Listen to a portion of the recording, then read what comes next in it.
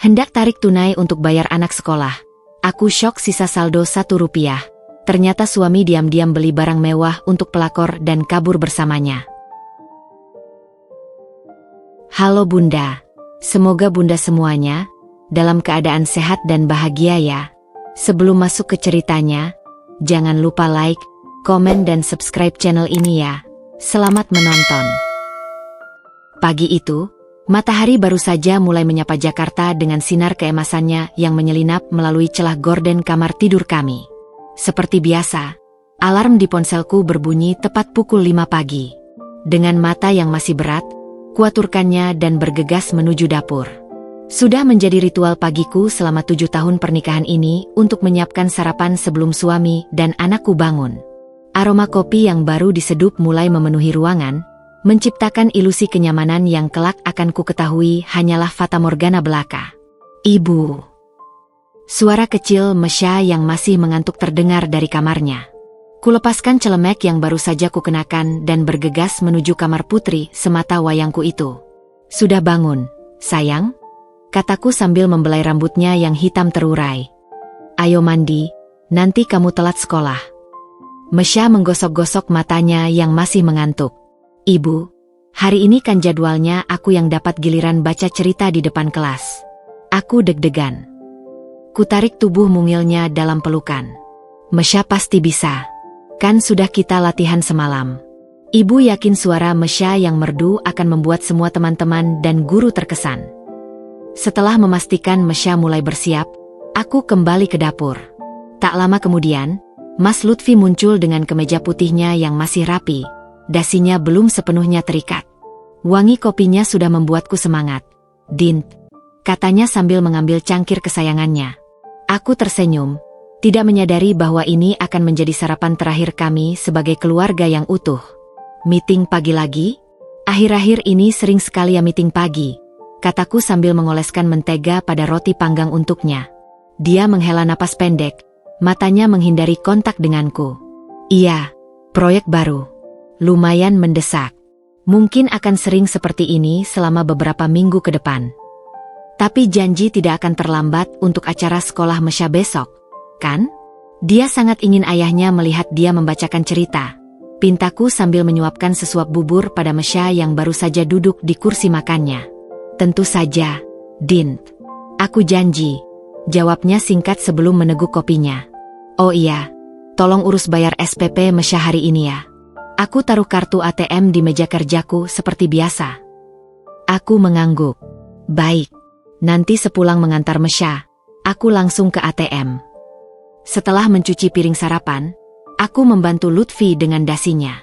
Seperti biasa, tangannya yang hangat memegang pundakku. Dinda, terima kasih untuk semuanya, bisiknya tiba-tiba. Ada sesuatu dalam nada suaranya yang membuatku curiga, tapi kuabaikan saja. Buat apa bilang terima kasih? Ini kewajibanku sebagai istri, jawabku sambil merapikan kemejanya. Dia membungkuk, mencium keningku cepat seperti burung yang menyambar. Aku harus pergi. Doakan meetingnya lancar. Dari jendela dapur, kulihat mobilnya menghilang di ujung jalan. Mesya yang sudah siap dengan seragam merah putihnya menarik-narik bajuku. Ibu, ayo berangkat. Jangan sampai aku terlambat. Sabarlah, nak. Ibu ambil tas dulu, kataku sambil mengelus kepalanya. Seandainya saja aku tahu bahwa itu adalah terakhir kali kami akan makan sarapan bersama sebagai keluarga. Seandainya saja aku bisa membaca tanda-tanda yang dengan jelas sekarang terpampang di depan mata. Tapi seperti kata pepatah, cinta buta. Dan saat itu, cintaku pada Lutfi telah membutakan mata hatiku dari semua isyarat yang diberikan semesta. Dengan ringan hati, ku pegang tangan Mesya dan berjalan menuju mobil. Hari itu, aku masih percaya bahwa kami adalah keluarga bahagia yang hanya perlu berjuang sedikit lebih keras untuk mencapai impian kami. Tak ada bayangan sama sekali bahwa dalam hitungan jam, seluruh duniamu akan berantakan. Setelah mengantar Mesya ke sekolah dengan ciuman perpisahan dan janji akan menemaninya latihan membaca cerita nanti malam, aku menyalakan mobil dan menuju ke ATM yang tak jauh dari sekolah. Pikiranku masih melayang kepada Mesya yang terlihat begitu bersemangat pagi tadi, dan sedikit kepuasan karena berhasil membujuknya untuk makan bubur sampai habis. Cuaca pagi itu cerah, seolah mencerminkan suasana hatiku yang tenang dan jauh dari firasat buruk. Semoga tidak antre panjang, gumamku sendiri saat melihat gedung bank sudah tampak di depan mata. Aku memarkir mobil di tempat yang disediakan, mengambil dompet dari tas, dan berjalan dengan langkah percaya diri. Masih kuingat betapa aku bahkan sempat tersenyum pada security bank yang membukakan pintu, sama sekali tidak menyadari bahwa beberapa menit kemudian, senyum manis itu akan hilang tanpa bekas. Masukkan kartu, tekan PIN, pilih menu, cek saldo. Rutinitas yang sudah kulakukan berkali-kali. Jari-jariku bergerak lincah di atas keypad, tanpa keraguan sedikit pun. Tapi ketika layar menampilkan angka yang ada di depanku, untuk beberapa detik aku hanya bisa terdiam, tidak percaya dengan apa yang kulihat. Rp1. Suaraku keluar seperti desahan napas, hampir tak terdengar. Ku kedipkan mata berkali-kali, berharap ini hanya ilusi. Tapi angka itu tetap ada di sana, dengan tegas dan tanpa ampun. Sisa saldo, Rp1. Tidak mungkin, bisikku lebih keras sekarang. Ini pasti salah sistem. Dengan tangan yang mulai gemetar, ku keluarkan kartu dari mesin dan memasukkannya kembali. Ku pilih menu, cek saldo, sekali lagi, berharap ada keajaiban yang terjadi. Tapi hasilnya sama. Bahkan ketika ku coba untuk menarik uang Rp10.000 saja, layar menampilkan pesan penolakan. Saldo tidak mencukupi. Dada terasa sesak. Kutunggui beberapa detik, berusaha menenangkan diri. Tenang, Dinda, tenang, kataku pada diri sendiri. Mungkin ada kesalahan teknis. Coba lihat mutasi rekening dulu. Jemariku yang gemetar kini menekan menu, mutasi rekening. Deretan transaksi muncul, dan saat mataku menelusuri setiap baris, napas seakan tertahan di tenggorokan.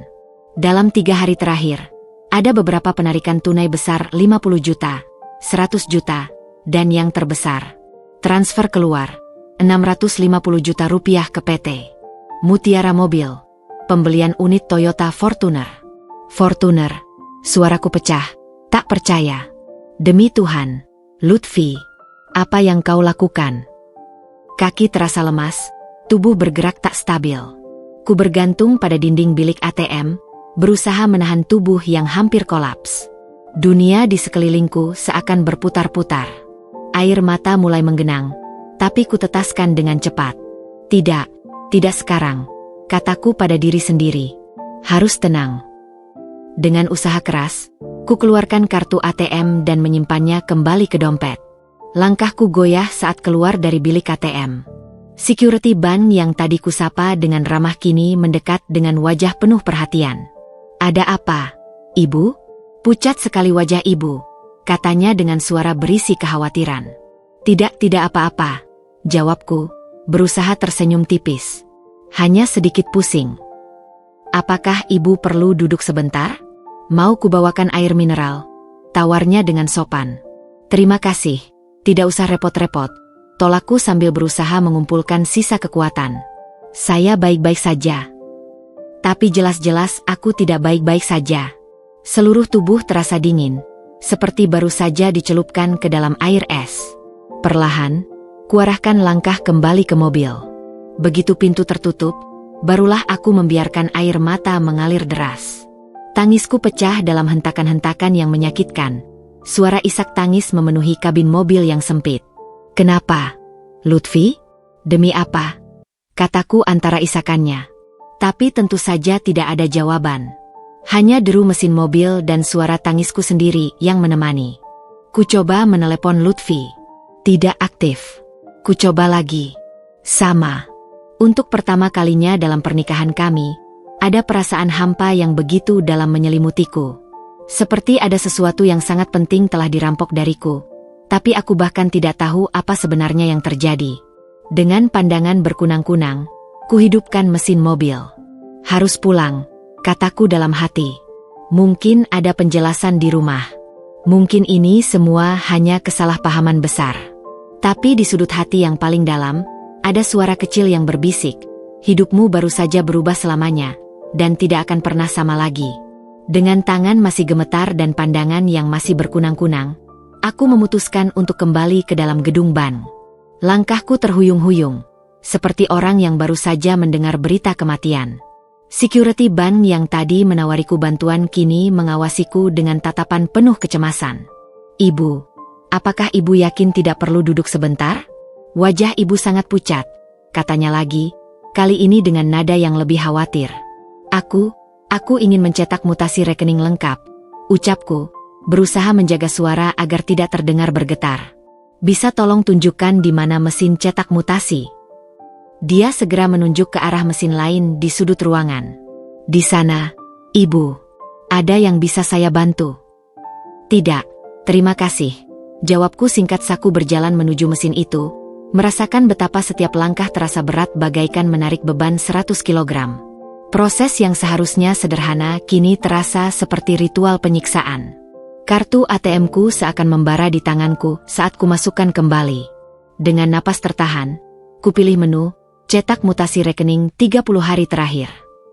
Mesin pun mulai berproses dengan suara berisik yang bagi kupingku seperti suara lonceng kematian. Sambil menunggu, kurenungkan kembali angka-angka yang baru saja kulihat di layar ATM. 50 juta, 100 juta, 650 juta. Nomor-nomor itu berputar-putar di kepalaku bagaikan mimpi buruk yang tak berkesudahan. Uang yang seharusnya untuk masa depan Mesya, untuk biaya sekolahnya, untuk kebutuhan sehari-hari kami, bahkan untuk membayar SPP bulan ini, semuanya menguap begitu saja.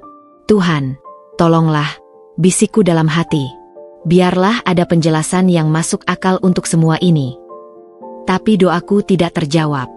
Ketika mesin mengeluarkan selembar kertas panjang berisi mutasi rekening, mataku seakan tidak percaya dengan apa yang terbaca di sana. Transaksi demi transaksi tercetak dengan jelas, membentuk narasi pengkhianatan yang semakin lengkap. Selain pembelian mobil senilai 650 juta, ada juga transfer-transfer kecil namun signifikan ke nomor rekening yang tidak kukenal. 20 juta di sini, 15 juta di sana, semuanya dalam rentang waktu 3 bulan terakhir. Aku berdiri terpaku, membaca setiap baris dengan teliti seolah-olah dengan memahaminya. Aku bisa menemukan jawaban dari semua kekacauan ini. Untuk apa semua transfer ini, Lutfi? Gumamku lirih, jari menelusuri setiap baris transaksi seolah bisa merasakan pengkhianatan yang tertuang di atas kertas. Tak kuat menahan gejolak di dada, aku mencari bangku terdekat dan duduk. Kertas mutasi rekening itu bergetar di tanganku. Di antara semua transaksi mencurigakan itu, ada satu yang partikularly menyakitkan. Transfer 5 juta rupiah ke sebuah butik branded yang ku tahu adalah favorit Fitri. Itu dilakukan 2 minggu yang lalu, pada hari ulang tahunnya.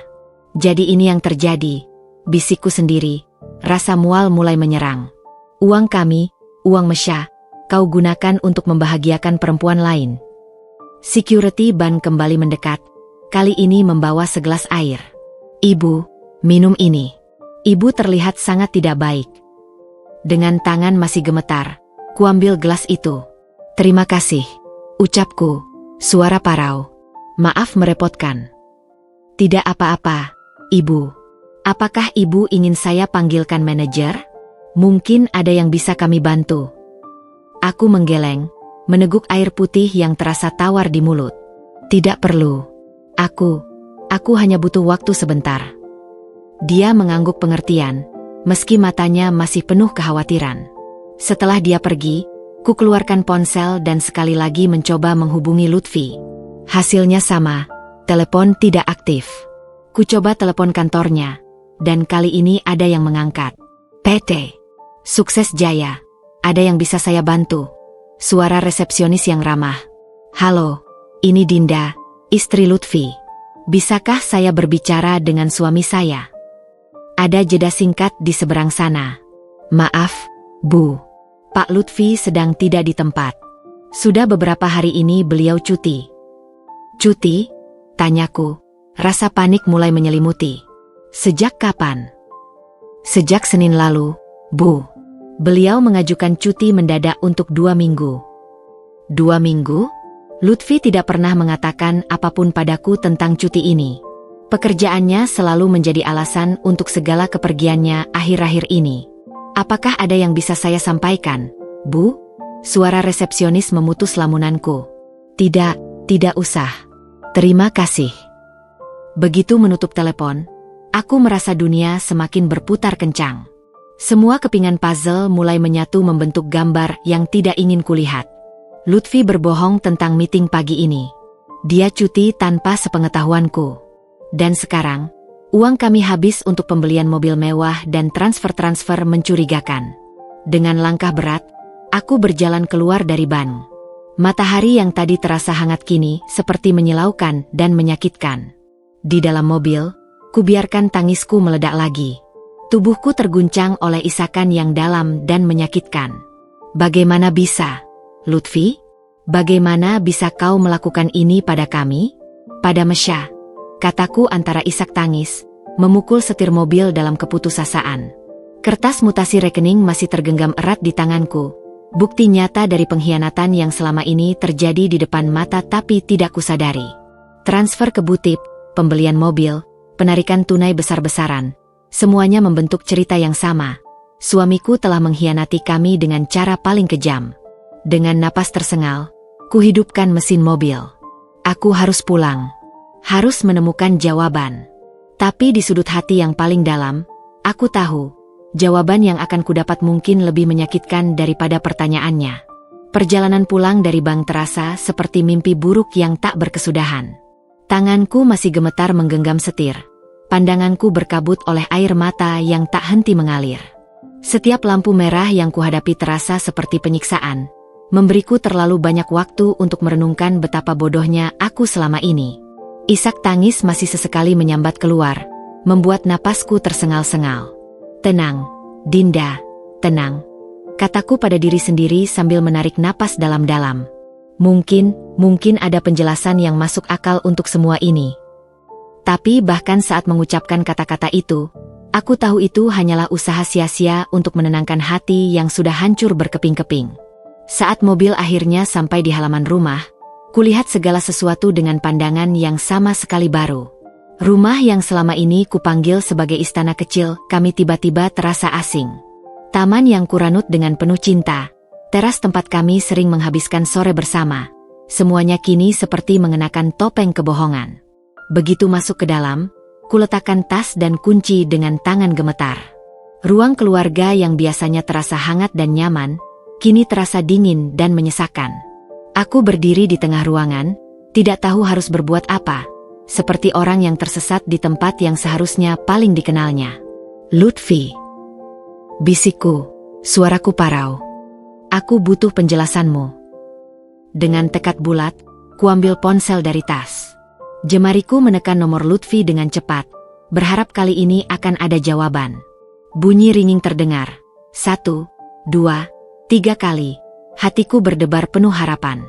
Tapi kemudian, suara yang sudah kukenal terlalu baik terdengar. Nomor yang Anda tuju sedang tidak aktif. Tidak, teriakku, melemparkan ponsel ke sofa dalam frustrasi. Jangan melakukan ini padaku, Lutfi. Tubuhku lunglai bersandar di dinding, merosot perlahan sampai duduk di lantai. Dinginnya ubin merambat melalui celana, tapi tidak sebanding dengan dingin yang menggelayuti hatiku.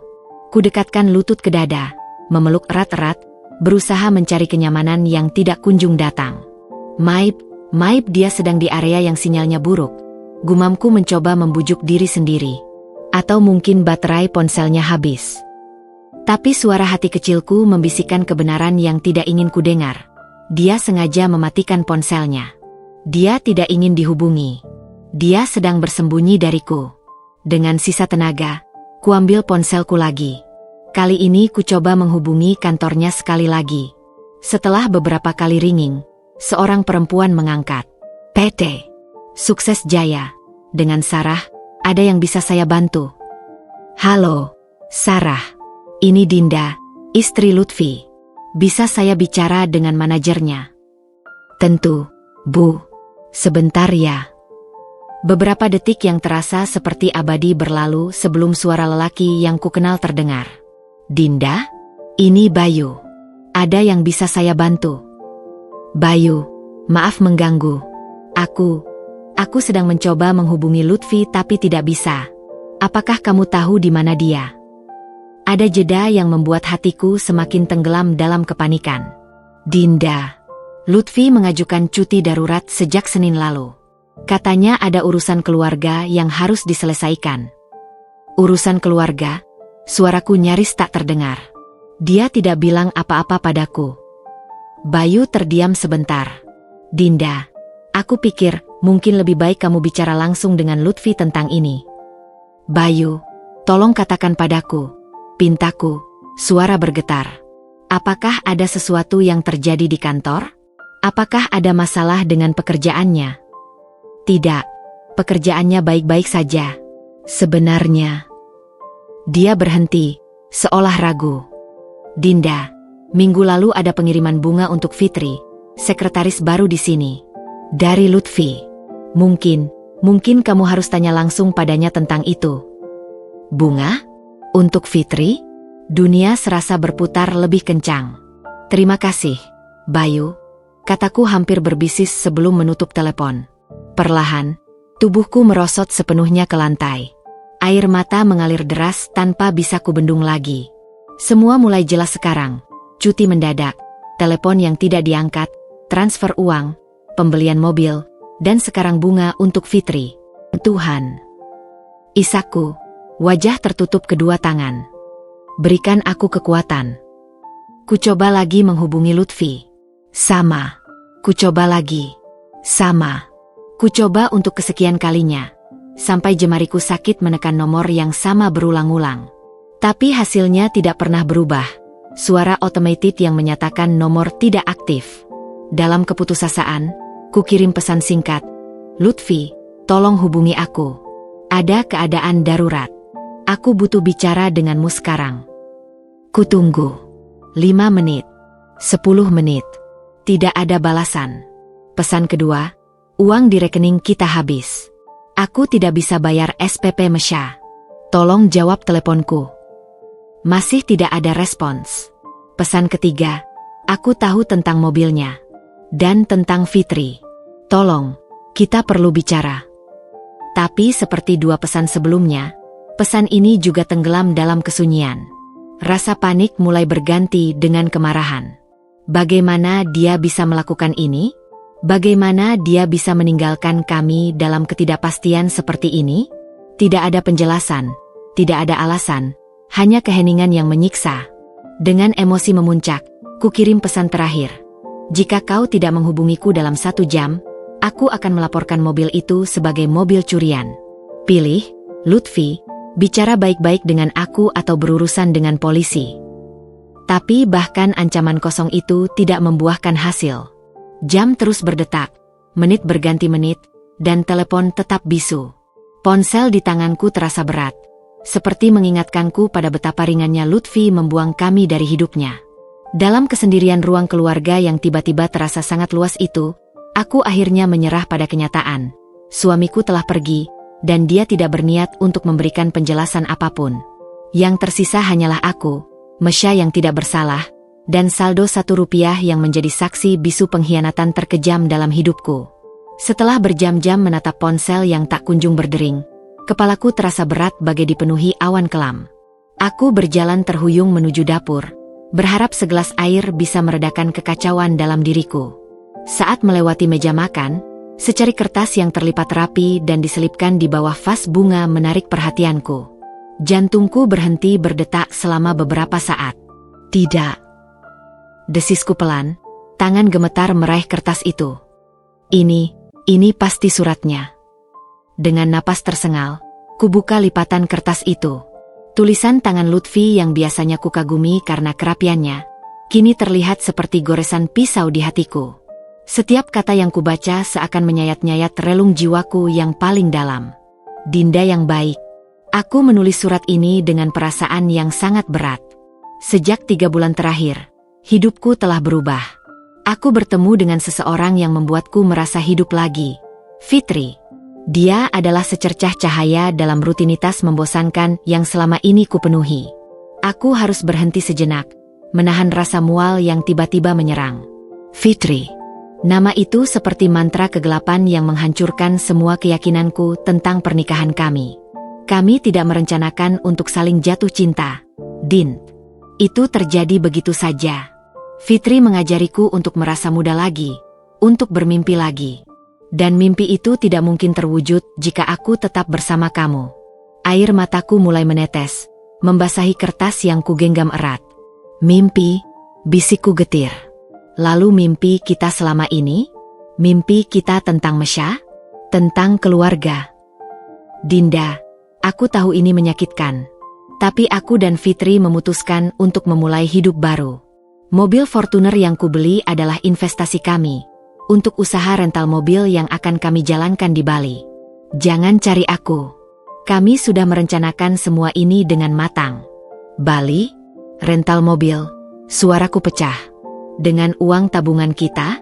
Dengan uang yang seharusnya untuk masa depan Mesya. Aku minta maaf telah mengambil hampir semua tabungan kita. Tapi percayalah, ini untuk kebaikan semua pihak. Kamu selalu kuat, Dinda. Kamu pasti bisa mengatasi ini. Uruslah Mesya dengan baik. Dia adalah hal terbaik yang pernah kita ciptakan bersama. Kertas hampir remuk dalam genggamanku. Hal terbaik, Isakku. Kalau dia memang hal terbaik, bagaimana kau tega meninggalkannya? Bagaimana kau tega mengambil masa depannya? Jangan benci aku, Dinda. Coba mengertilah. Cinta tidak bisa dipaksakan. Dan perasaanku pada Fitri adalah sesuatu yang tidak bisa kukendalikan. Ini keputusan terberat dalam hidupku, tapi juga yang paling membebaskan. Aku yang membebaskanmu, tangisku semakin menjadi. Dengan menguras rekening, dengan berbohong, dengan meninggalkan anakmu sendiri. Untuk Mesya, tolong jangan buat dia membenciku. Katakan padanya bahwa ayahnya sangat menyayanginya, tapi harus pergi karena alasan yang tidak bisa dihindari. Suatu hari nanti, saat dia sudah besar, mungkin dia akan mengerti. Kutatap tulisan terakhir di surat itu. Setiap kata seperti pukulan telak. Terima kasih untuk 7 tahun kebersamaan kita. Maafkan aku karena harus mengakhirinya dengan cara seperti ini. Lutfi. Surat itu jatuh dari tanganku yang lemas. Tubuhku merosot ke lantai, bersandar pada kaki meja makan. Isak tangisku mengguncang seluruh tubuh. Suara ratapanku memenuhi rumah yang tiba-tiba terasa sangat sunyi dan hampa. 7 tahun. Sesengguku. 7 tahun kau akhiri dengan secari kertas? Dengan pengkhianatan? Dengan meninggalkan kami tanpa sesupun? Kubayangkan Lutfi menulis surat ini, mungkin kemarin malam saat aku sudah tidur, atau pagi tadi saat aku sibuk menyiapkan sarapan. Dia berdiri di tempat yang sama seperti yang kulakukan sekarang, tapi dengan niat untuk menghancurkan segala yang telah kami bangun. Dan Fitri. Namanya terucap seperti racun di lidahku. Perempuan yang pernah kusambut di rumah ini dengan kopi dan kue. Perempuan yang kupersilakan duduk di sofa tempat kami biasa berkumpul sebagai keluarga. Perempuan yang kuperkenalkan pada Mesya. Dia ada di sini, di rumah kami, bisikku ngeri. Mungkin mereka bahkan di rumah kami. Rasa mual yang tak tertahankan membuatku bergegas ke kamar mandi. Aku memuntahkan semua rasa sakit, pengkhianatan, dan kepedihan yang tak tertahankan. Wajahku yang pucat terpantul di cermin. Mata bengkak, pipi basah oleh air mata. Seorang perempuan yang dunia barunya hancur dalam sekejap. Kembali ke ruang keluarga. Kuambil surat itu lagi. Kali ini kubaca dengan mata yang lebih tajam, mencari setiap petunjuk yang mungkin tertinggal. Tapi tidak ada nomor telepon, tidak ada alamat, tidak ada penjelasan lebih lanjut. Hanya kata-kata klise tentang cinta dan kebebasan yang sama sekali tidak berarti bagi seorang istri dan anak yang ditinggalkan. Dia bahkan tidak meninggalkan uang untuk kita. Bisikku pada diri sendiri, rasa panik mulai menyelimuti. Bagaimana dengan listrik, air, belanja, SPP Mesya? Saat itulah telepon berdering. Dengan jantung berdebar kencang, kuambil ponsel, berharap itu Lutfi, berharap ini semua hanya lelucon buruk. Tapi yang terpampang di layar adalah nomor sekolah Mesya. Ibu Dinda, ini dari bagian administrasi. Kami hanya ingin mengingatkan bahwa pembayaran SPP Mesya untuk bulan ini belum kami terima. Apakah ada kendala? Suaraku tercekat. Bagaimana mungkin aku menjelaskan bahwa ayah Mesya telah kabur dengan sekretarisnya, membawa semua uang mereka, dan meninggalkan kami dengan saldo 1 rupiah? Maaf, ada masalah dengan transfernya. Akhirnya berhasil kukeluarkan. Akan saya urus besok. Setelah menutup telepon, aku menatap surat perpisahan itu sekali lagi. Kali ini, rasa sedih mulai berganti dengan kemarahan. Kemarahan yang membara, yang memberikan kekuatan baru pada tubuh yang lemas. Tidak, Lutfi, kataku dengan suara yang tiba-tiba tegas. Kau tidak akan menghancurkan kami seperti ini. Untuk Mesya, aku akan bertahan. Aku akan bangkit. Tapi bahkan dengan tekad yang baru lahir itu, air mata masih terus mengalir. Karena aku tahu, meski aku bisa membangun kembali kehidupan kami, yang satu ini tidak akan pernah bisa diperbaiki. Keyakinan bahwa cinta itu abadi, dan keluarga adalah segalanya. Hari bergulir dengan lambat, setiap detik terasa seperti penyiksaan. Aku duduk terdiam di sofa, menatap kosong ke dinding sambil memegang erat surat perpisahan Lutfi. Pikiran kalut, antara kemarahan, kesedihan, dan kepanikan bergantian menghantam. Tiba-tiba, dering telepon memecah kesunyian. Dengan jantung berdebar, kuambil ponsel, berharap itu Lutfi yang akhirnya sadar. Tapi yang terpampang di layar justru membuat dadaku sesak. SD Cendekia, admin. Tangan gemetar, hampir saja menjatuhkan ponsel. Tarik napas dalam, ku jawab panggilan itu dengan suara serasa dicekik. Ibu Dinda? Selamat siang, ini dari bagian administrasi SD Cendekia. Selamat siang, Bu, jawabku, berusaha membuat suara terdengar normal. Maaf mengganggu, Ibu. Kami hanya ingin mengingatkan bahwa pembayaran SPP Mesya untuk bulan ini belum kami terima. Padahal sudah lewat jatuh tempo 3 hari. Oh, maaf, Bu. Ada sedikit kendala dengan transfer. Suaraku bergetar. Kuharap dia tidak menyadarinya. Kami memahami, Ibu. Tapi bisakah Ibu memberikan perkiraan kapan akan lunas? Soalnya sistem kami otomatis memberi tanda pada data Mesya. Tanda? Tanyaku cemas. Tanda apa, Bu? Dengan berat hati kami informasikan, jika tunggakan lebih dari seminggu, siswa tidak diperbolehkan mengikuti ujian tengah semester. Peraturan sekolah, Ibu. Seketika itu juga, dunia serasa runtuh. Tidak, tolong, Bu. Mesya sangat rajin belajar. Dia bahkan sudah mempersiapkan diri untuk ujian itu. Kami paham, Ibu. Mesya memang murid berprestasi. Tapi peraturan tetap peraturan.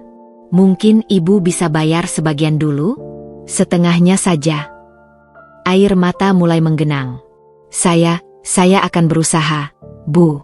Bisakah saya menghubungi Ibu kembali besok? Tentu, Ibu. Kami tunggu kabar baiknya. Begitu telepon ditutup, tangisku meledak. Tubuh terguncang hebat. Rasa malu dan putus asa membelit erat.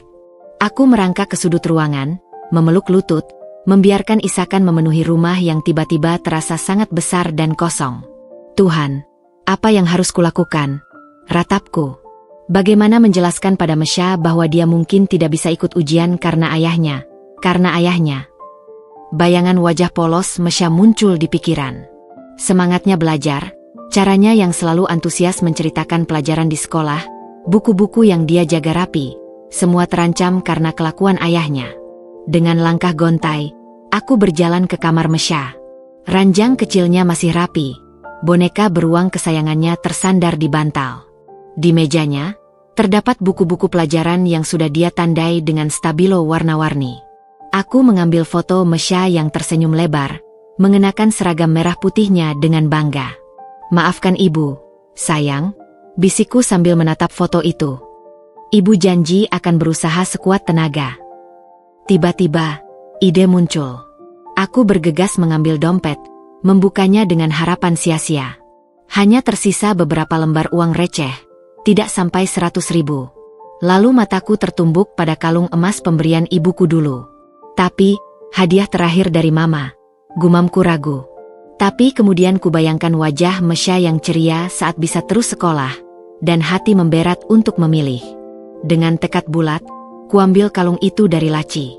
Sedikit lagi air mata menetes, mengenang ibuku yang selalu mengajarkan untuk kuat dalam menghadapi cobaan. Maafkan aku, Mama, bisikku, untuk cucumu. Perjalanan ke Pegadaian terasa seperti perjalanan paling memalukan dalam hidupku. Sebagai ibu rumah tangga yang selama ini hidup berkecukupan, harus menggadaikan perhiasan untuk biaya sekolah anak, rasa gagal yang begitu menyakitkan. Berapa bisa saya dapat untuk ini? Tanyaku pada petugas, berusaha menahan malu. Petugas memeriksa kalung itu. Ini kadar lumayan bagus. Kita kasih 2 juta, Ibu. 2 juta. Hanya cukup untuk SPP dan kebutuhan darurat lainnya. Tapi setidaknya, cukup untuk menyelamatkan Mesya dari malu tidak bisa ikut ujian. Baik, saya setuju, jawabku lirih. Sambil menerima uang dan surat gadai, petugas bertanya, masa tenggangnya 1 tahun, Ibu. Berencana menebusnya.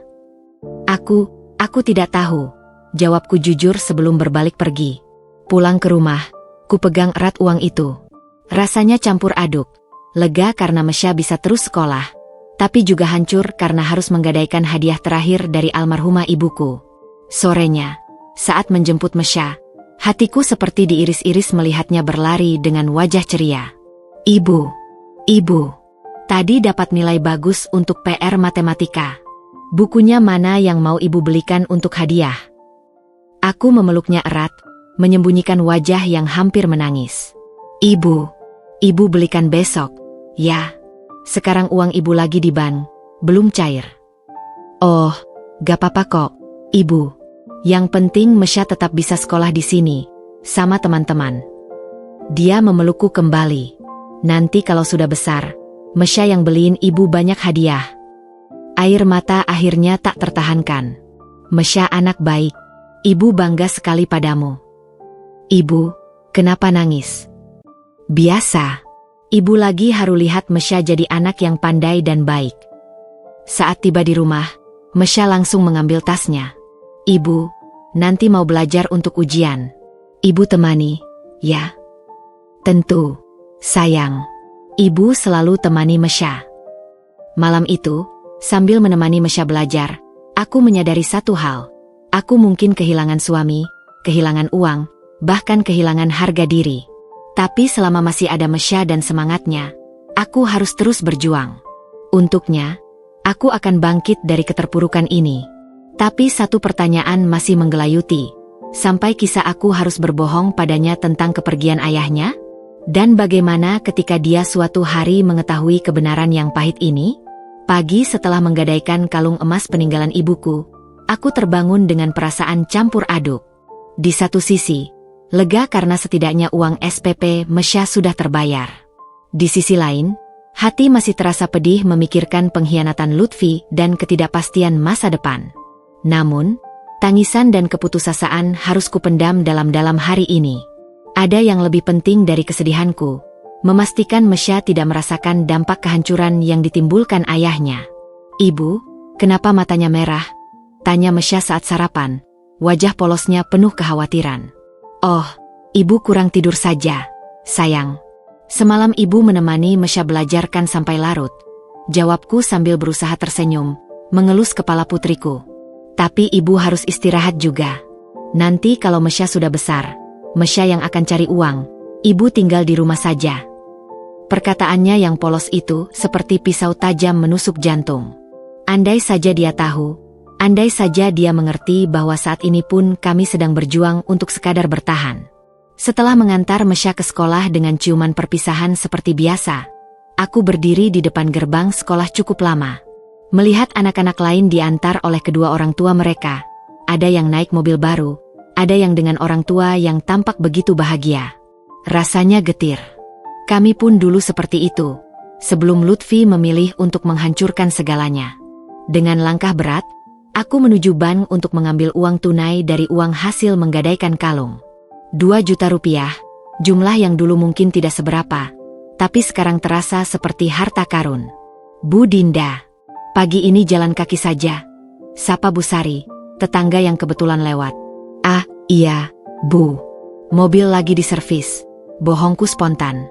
Malu mengaku bahwa kami tidak lagi punya mobil karena dijual suami untuk perempuan lain. Sama suami? Mas Lutfi mana? Sudah lama tidak ketemu. Dia, dinas luar kota, Bu. Lama. Kuburu muka, berharap dia tidak melihat kebohongan di mataku. Oh, gitu. Kalau butuh bantuan, bilang saja ya. Saya lihat ibu akhir-akhir ini kurus sekali. Terima kasih, Bu.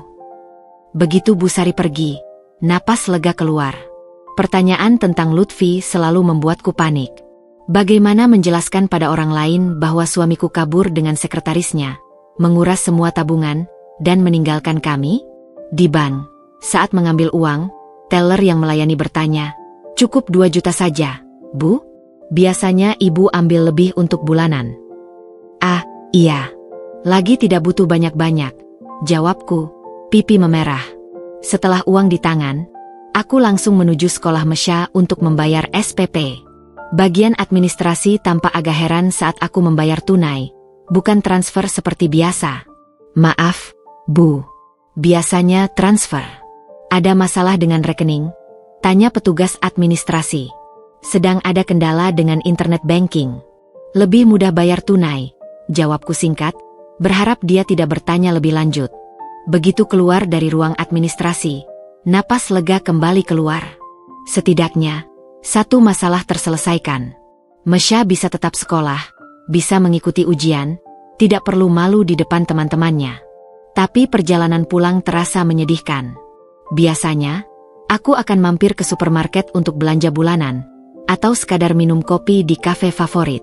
Hari ini, aku hanya bisa berjalan langsung pulang, menghitung sisa uang yang harus cukup untuk sebulan ke depan.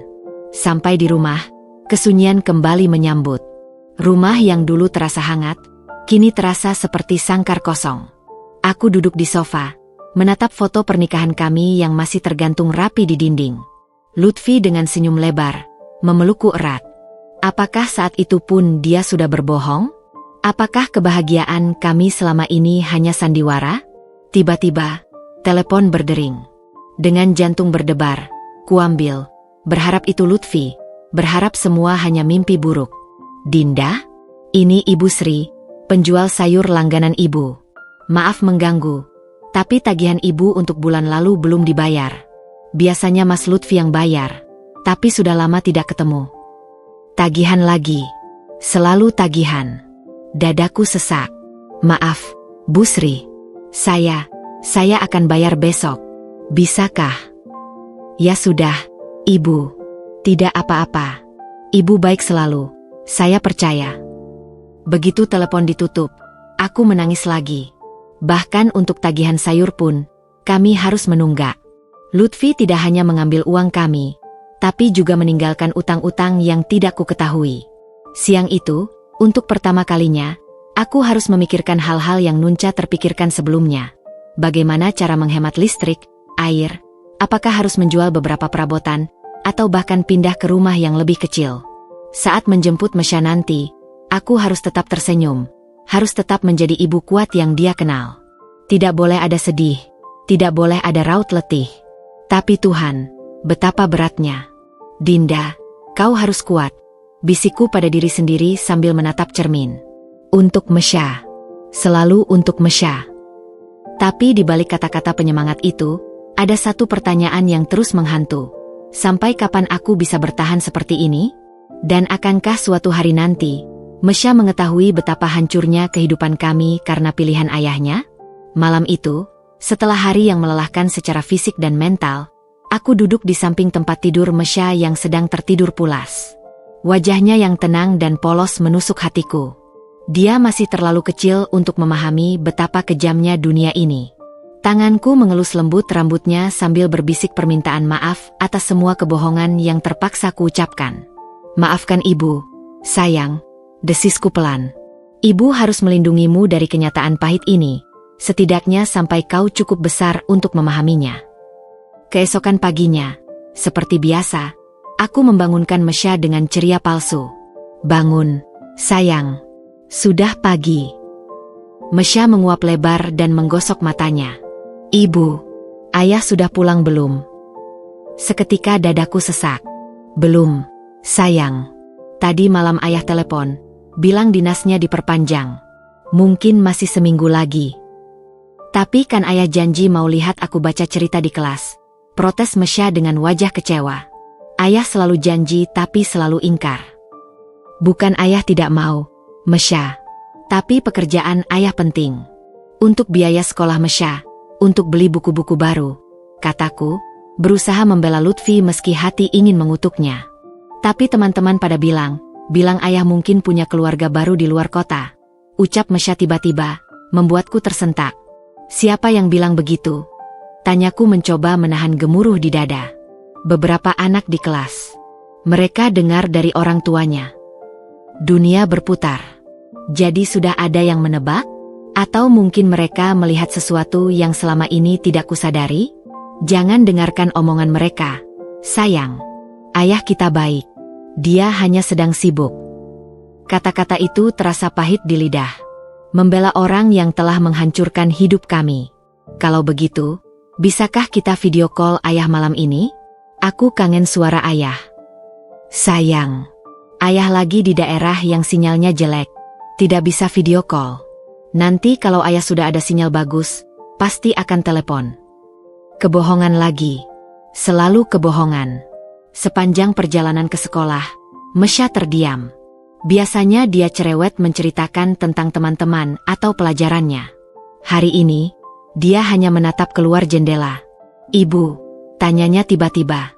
Kalau ayah benar-benar tidak pulang lagi, ibu akan tetap bersama Mesya, kan? Air mata langsung menggenang.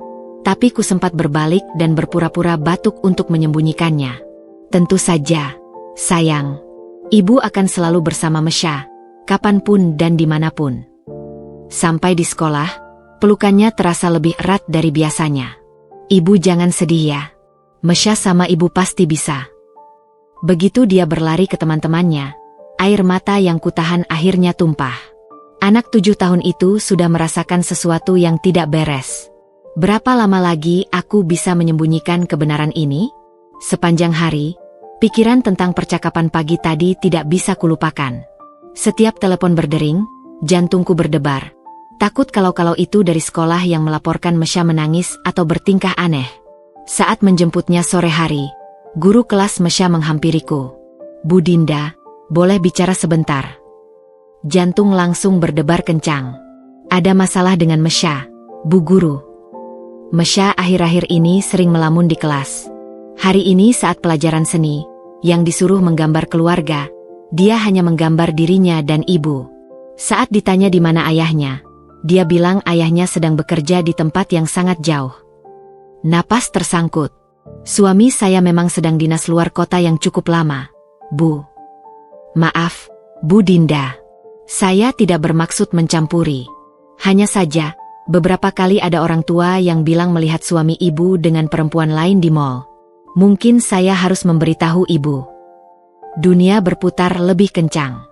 Jadi orang lain sudah tahu? Mereka sudah melihat Lutfi dengan Fitri? Dan aku, istri yang tertipu, yang terakhir tahu? Terima kasih infonya, Bu Guru.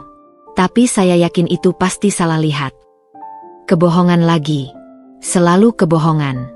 Di mobil, Mesya bertanya, Ibu, tadi guru bilang apa? Guru bilang Mesya harus lebih semangat belajar lagi. Tidak boleh melamun di kelas. Tapi aku sedih, Ibu. Rindu ayah. Aku menarik napas dalam. Mesya, Ibu janji, suatu hari nanti Ibu akan jelaskan semuanya. Tapi sekarang, percayalah pada Ibu bahwa segala sesuatu yang Ibu lakukan adalah untuk kebaikan Mesya. Malam itu, setelah Mesya tidur, aku menangis di balkon. Berbohong pada anak sendiri itu menyakitkan. Melihatnya menahan rindu pada ayahnya yang tidak layak, sementara aku harus terus mempertahankan citra ayah yang baik di matanya. Itu seperti siksaan tanpa akhir. Lutfi, kau tidak hanya mengambil uang kami, tapi juga mengambil hak Mesya untuk mengetahui kebenaran. Dan memaksaku untuk menjadi pendusta bagi anak sendiri, bisikku pada angin malam. Tapi apa alternatifnya? Mengatakan pada anak 7 tahun bahwa ayahnya lebih memilih perempuan lain? Bahwa ayahnya dengan sengaja meninggalkan mereka tanpa uang? Bahwa ayahnya tidak peduli padanya? Tidak. Mesya terlalu kecil untuk menanggung beban seberat itu. Aku akan terus membawa kebohongan ini, sampai waktunya tiba. Meski setiap kata dusta itu mengikis sedikit demi sedikit sisa harga diriku. Pagi itu, dengan secangkir kopi pahit di tangan, aku membuka laptop untuk kesekian kalinya. Tumpukan printout lowongan kerja berserakan di meja makan. Setiap lembarannya menjadi pengingat betapa sulitnya kembali ke dunia kerja setelah 5 tahun hiatus menjadi ibu rumah tangga. Content writer, syarat pengalaman 3 tahun. Admin, harus bisa operasikan sistem terbaru. Customer service, diharuskan usia maksimal 30 tahun. Gumamku sendiri, merasa setiap syarat seperti tamparan. Usiaku sudah 33, pengalamanku tertinggal 5 tahun, dan skillku mungkin sudah usang. Dari kamar, Mesya berlari dengan wajah ceria. Ibu, lihat, aku dapat nilai sempurna untuk matematika. Kupeluk erat putriku, bangga tapi juga cemas. Pintarnya anak ibu. Nanti ibu belikan es krim untuk hadiah. Tapi ibu, kenapa akhir-akhir ini ibu selalu di depan laptop? Main game ya? Bukan main game, sayang. Ibu sedang berusaha mencari pekerjaan agar kita bisa tetap hidup. Tapi tentu saja kata-kata itu tidak kuucapkan. Ibu sedang belajar hal baru, sayang. Biar tidak ketinggalan zaman. Selepas mengantar Mesya sekolah, aku menatap laptop dengan tekad baru. Hari ini harus ada yang berubah. Aku buka semua situs lowongan kerja, mulai dari yang profesional sampai yang sekadar part-time. Office bow, mungkin, bisikku sinis. Tapi mereka pasti mau yang laki-laki dan lebih muda. Tiba-tiba, telepon berdering. Nomor tidak dikenal. Halo, dengan Dinda? Iya, dengan saya. Ini dari PT Surya Abadi. Kami menerima lamaran ibu untuk posisi admin. Apakah bisa wawancara besok jam 9 pagi? Jantung berdebar kencang. Bisa, tentu bisa. Baik, kami email detailnya. Sampai jumpa besok. Begitu telepon ditutup, aku nyaris menari-nari. Tapi kemudian realitas menghantam. Besok jam 9? Itu tepat saat aku harus mengantar Mesya ke sekolah. Dan siapa yang akan menjemputnya? Dengan panik, kuhubungi Bu Sari, tetangga yang baik hati. Bu Sari, maaf mengganggu. Besok saya ada urusan mendadak pagi-pagi. Bisa tolong antar jemput Mesya? Wah, kebetulan besok saya ada arisan dari pagi. Bu, coba ibu tanya ibu RT saja. Setelah 3 telepon, akhirnya aku menemukan ibu-ibu yang bersedia membantu, dengan catatan bayaran 15.000 untuk sekali antar jemput, 30.000 untuk sehari. Uang yang seharusnya bisa untuk makan 2 hari. Malamnya, saat menemani Mesya belajar, pikiranku melayang pada wawancara besok. Ibu sedang memikirkan apa? Dari tadi melamun, tanya Mesya. Maaf, sayang.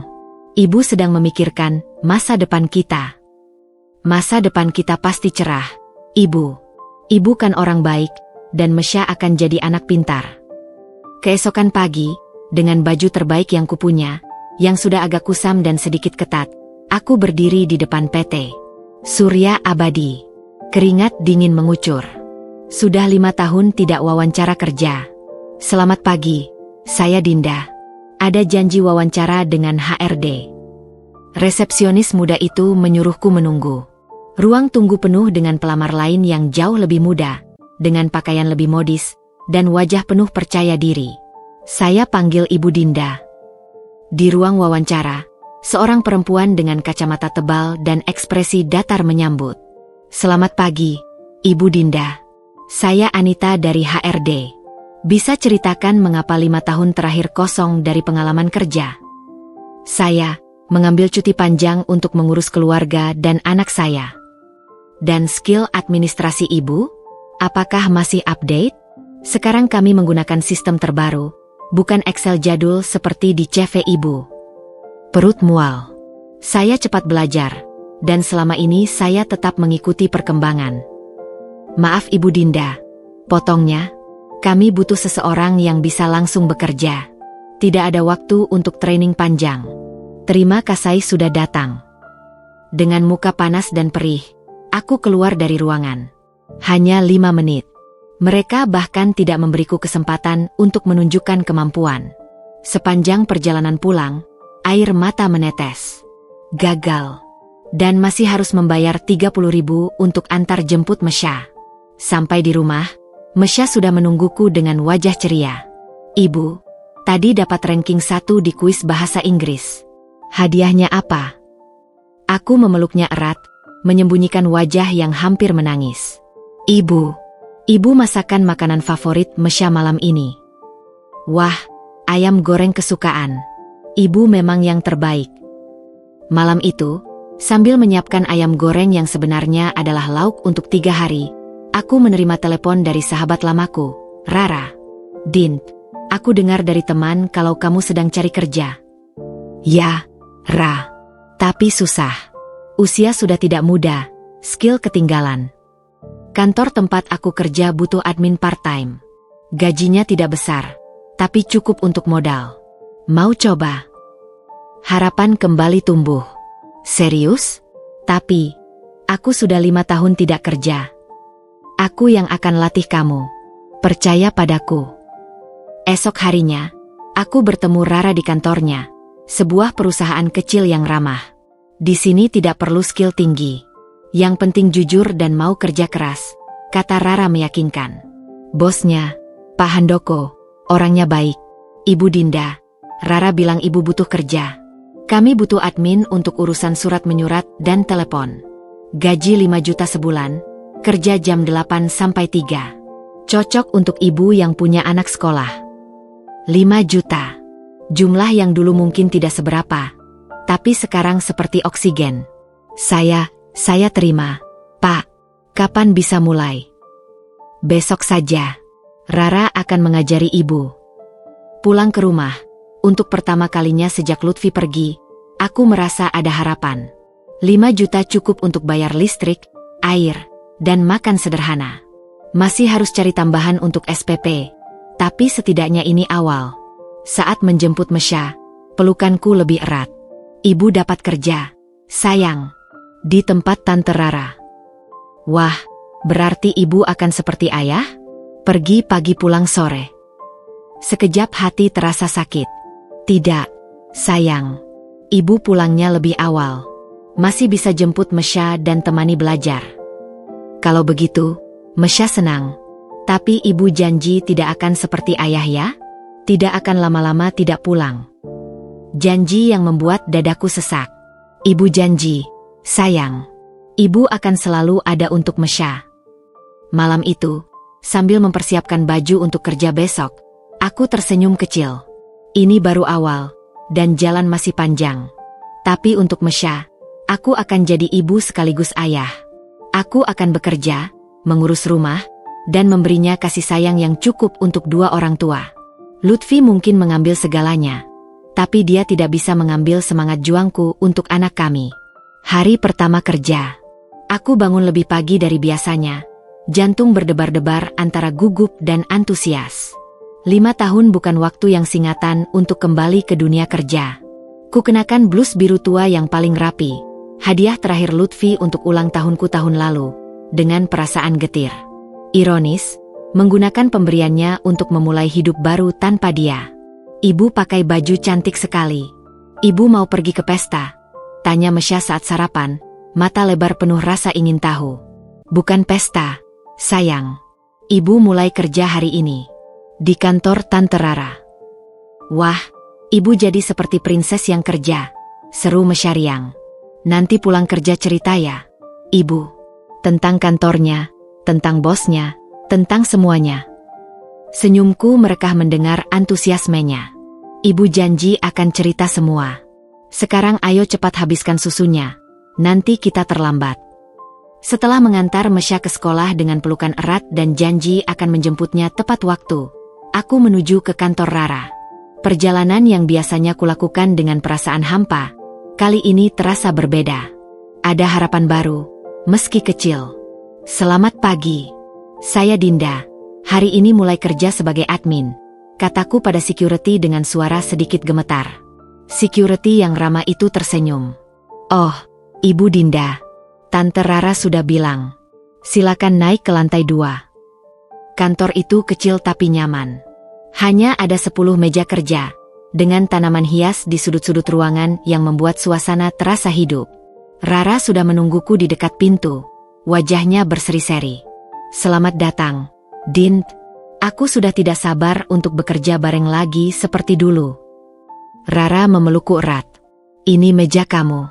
Aku yang minta khusus dekat jendela biar tidak sumpek." Mataku berkaca-kaca. "Terima kasih, Ra. Aku tidak tahu harus bilang apa." "Sudah, tidak usah banyak bicara. Ayo aku perkenalkan dengan yang lain." Rara mengajakku berkeliling, memperkenalkan pada rekan-rekan yang semuanya menyambut dengan hangat. Ada Sari yang umurnya sebayaiku, Budi yang lebih muda, dan Pak Handoko yang ternyata jauh lebih ramah dari kesan pertamaku. "Selamat datang, Ibu Dinda," sapa Pak Handoko dengan senyum tulus. "Rara sudah cerita banyak tentang kemampuan ibu dulu. Kami senang ibu mau bergabung." "Terima kasih atas kesempatannya, Pak. Saya akan berusaha yang terbaik." Hari pertama itu penuh dengan pembelajaran. Rara dengan sabar mengajarku sistem komputer yang baru, prosedur pengarsipan, dan cara menangani telepon. Tanganku sempat gemetar saat menerima telepon pertama. "PT Mitra Sejahtera, dengan Dinda, ada yang bisa saya bantu?" Suaraku terdengar grogi. "Tenang, Din," bisik Rara sambil menepuk pundakku. "Kamu dulu jago banget ngatur ini semua. Skill itu tidak akan hilang, hanya perlu dibangunkan lagi."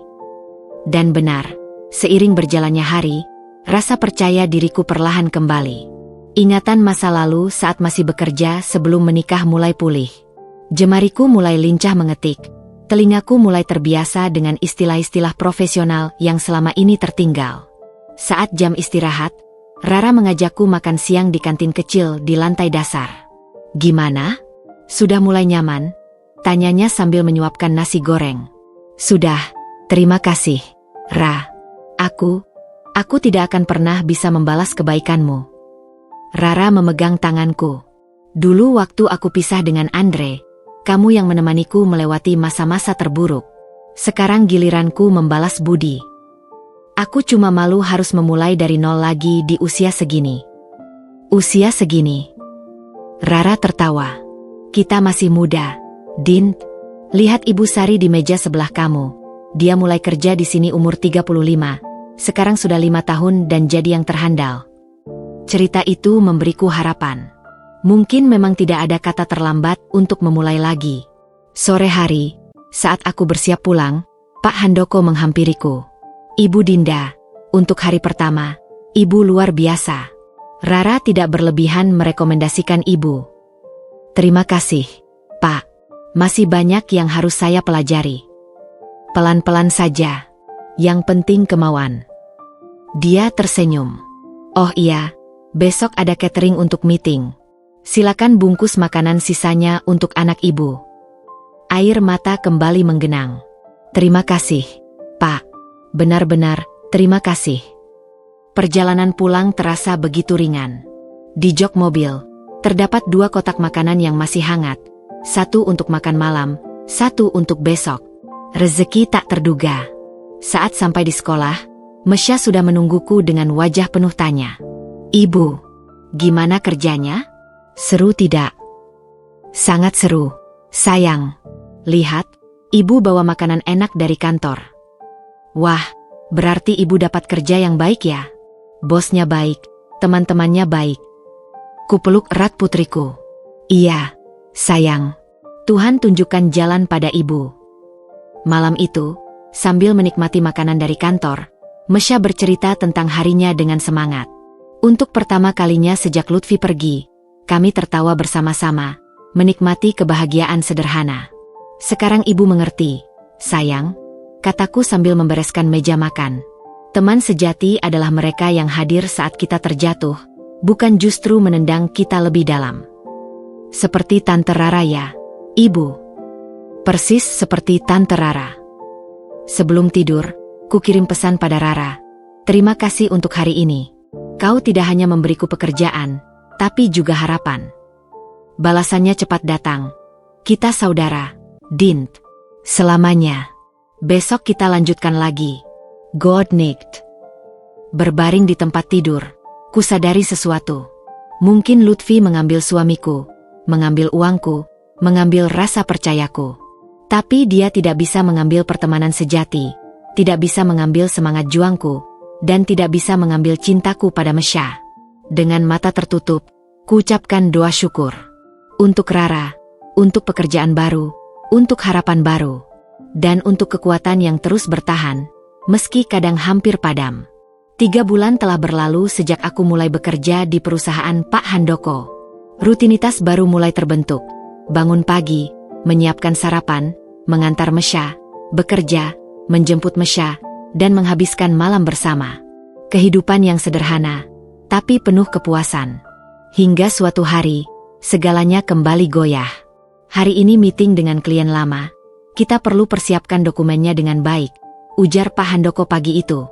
Dinda, tolong bantu Rara menyiapkan semua berkas. Siap, Pak. Jawabku sambil bergegas ke ruang arsip. Rara sudah menungguku dengan setumpuk folder.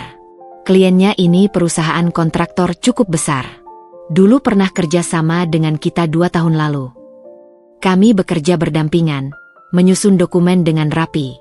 Saat mengambil file dari rak paling atas, tak sengaja kusenggol sebuah map coklat tebal. Isinya berserakan di lantai. Aduh, maaf Ra, aku ceroboh sekali. Tidak apa, kita rapikan bersama. Sambil memunguti kertas-kertas yang berserakan, mataku tertumbuk pada sebuah foto yang membuat nafas tersangkut. Foto itu menunjukkan Lutfi dengan setelan jas rapi sedang berjabat tangan dengan seorang pria. Di belakangnya terpampang jelas logo perusahaan klien kami hari ini. Ra, ini Lutfi, bisikku gemetar, menunjuk foto tersebut. Rara mengambil foto itu, wajahnya berubah serius. Iya, memang. Dia dulu yang menangani proyek ini dari sisi klien. Dulu sebelum dia kabur dengan Fitri, ku selesaikan kalimatnya dengan getir. Jadi dia pernah kerja sama dengan kantor kita. Rara menghela napas. Iya, tapi itu dulu sekali. Sekarang dia sudah tidak ada di perusahaan itu lagi. Katanya dia mengundurkan diri mendadak. Jantung berdetak kencang. Rara, ada sesuatu yang tidak kamu ceritakan padaku. Dia menarik napas dalam. Aku tidak mau menyakiti hatimu, Din. Tapi, beberapa teman bilang Lutfi dan Fitri sekarang tinggal di apartemen mewah di Sudirman. Katanya mereka hidup mewah dengan uang. Dengan uang hasil menjual mobil dan tabungan kami, potongku dengan pedih.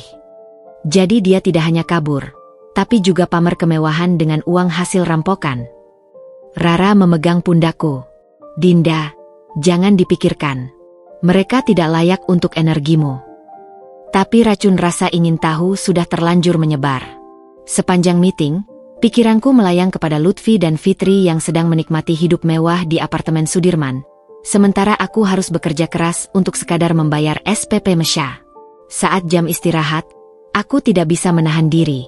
Dengan tangan gemetar, kubuka media sosial dan mencari nama Fitri.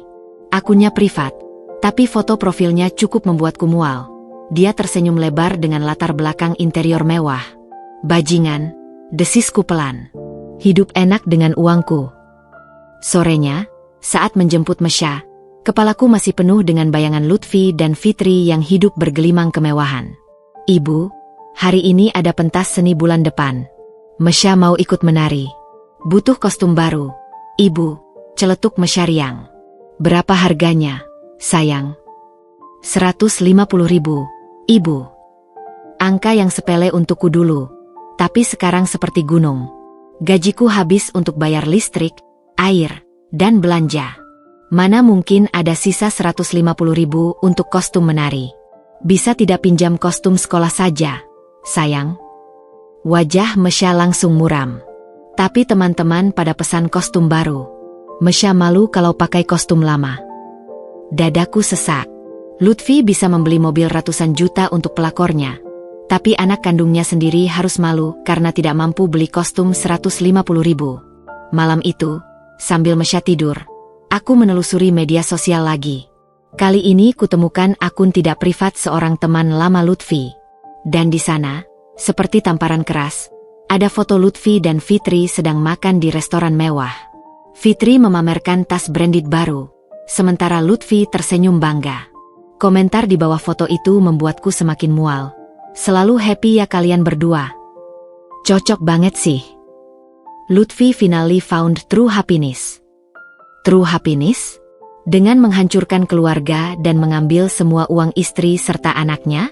Air mata mulai menetes lagi. Rasa marah, kesal, dan sakit bercampur jadi satu. Ingin sekali aku membalas semua komentar itu, memberitahu mereka bahwa kebahagiaan Lutfi dibangun dari penderitaan anak kandungnya sendiri. Tapi lalu kuingat nasihat Rara. Jangan turun ke level mereka, Dint. Fokus pada dirimu dan Mesya. Kututup laptop, menarik napas dalam-dalam. Mereka mungkin punya apartemen mewah, mobil mewah, dan kehidupan mewah. Tapi aku punya sesuatu yang tidak akan pernah mereka miliki. Hati nurani yang bersih dan cinta tulus dari seorang anak. Suatu hari nanti, Lutfi, bisikku pada kegelapan. Kau akan menyadari bahwa kebahagiaan sejati tidak bisa dibeli dengan uang hasil khianat. Tapi malam itu, tidurku kembali terganggu. Mimpi buruk tentang Lutfi dan Fitri yang tertawa lebar sambil menghambur-hamburkan uangku, sementara Mesya dan aku memunguti recehan di jalanan. 6 bulan telah berlalu sejak aku mulai bekerja. Kehidupan Mesya dan aku mulai menemukan ritmenya yang baru. Meski sederhana, kami bahagia. Hingga suatu sore, ketika aku sedang menjemput Mesya dari les menari, takdir mempertemukanku dengan seseorang yang tidak pernah kuingin jumpai lagi. Ibu, lihat. Itu ayah, seru Mesya tiba-tiba. Jarinya menunjuk ke arah sebuah kafe mewah di seberang jalan. Jantungku serasa berhenti. Benar, di sana duduk Lutfi dengan Fitri. Tapi yang membuatku terkejut bukanlah pertemuan ini, melainkan perubahan drastis pada penampilan dan sikap mereka. Lutfi terlihat lebih tua dari usianya, dengan kerutan di dahi yang tidak pernah ada sebelumnya. Fitri, yang dulu selalu tampil sempurna, kini duduk dengan bahu turun dan ekspresi muram. Bukan ayah, sayang. Itu cuma orang yang mirip, kataku cepat, menarik Mesya untuk terus berjalan. Tapi mirip sekali, ibu. Dan itu juga mirip Tante Fitri yang dulu pernah ke rumah. Mari cepat, sayang. Nanti kita telat jemput baju seragam yang dicuci. Tapi Mesya masih menoleh-noleh. Kalau itu benar ayah, kenapa dia tidak menyapa kita? Kenapa dia tidak pulang? Pertanyaan itu seperti pisau di dadaku. Karena mungkin dia punya alasan sendiri. Sayang, sekarang fokus ke jalan saja ya. Sepanjang perjalanan pulang, pikiran tentang penampilan Lutfi dan Fitri yang berubah tidak bisa kulupakan. Ada sesuatu yang tidak beres dengan mereka. Keesokan harinya, Rara datang ke mejaku dengan wajah serius. Dint, ada yang harus aku tunjukkan. Dia membuka media sosial di laptopnya. Lihat ini. Ada foto terbaru Fitri, wajahnya tanpa makeup, mata sembab, dengan caption singkat, kadang yang terlihat indah di luar, tidak selalu indah di dalam. Ada apa dengan dia? Tanyaku penasaran. Kata teman yang tinggal di apartemen yang sama, mereka sering bertengkar. Fitri ternyata tidak tahu kalau uang yang dipakai Lutfi selama ini adalah uang tabungan kalian. Dia baru tahu beberapa bulan lalu. Jadi selama ini dia pikir Lutfi kaya raya. Tampaknya begitu.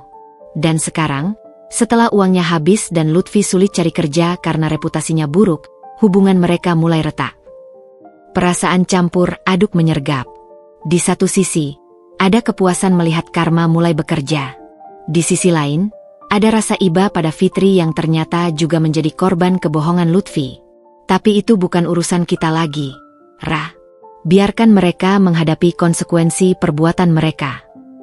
Tapi ada satu hal lagi. Rara menurunkan suara. Lutfi mencoba hubungi aku seminggu yang lalu. Dia minta nomormu.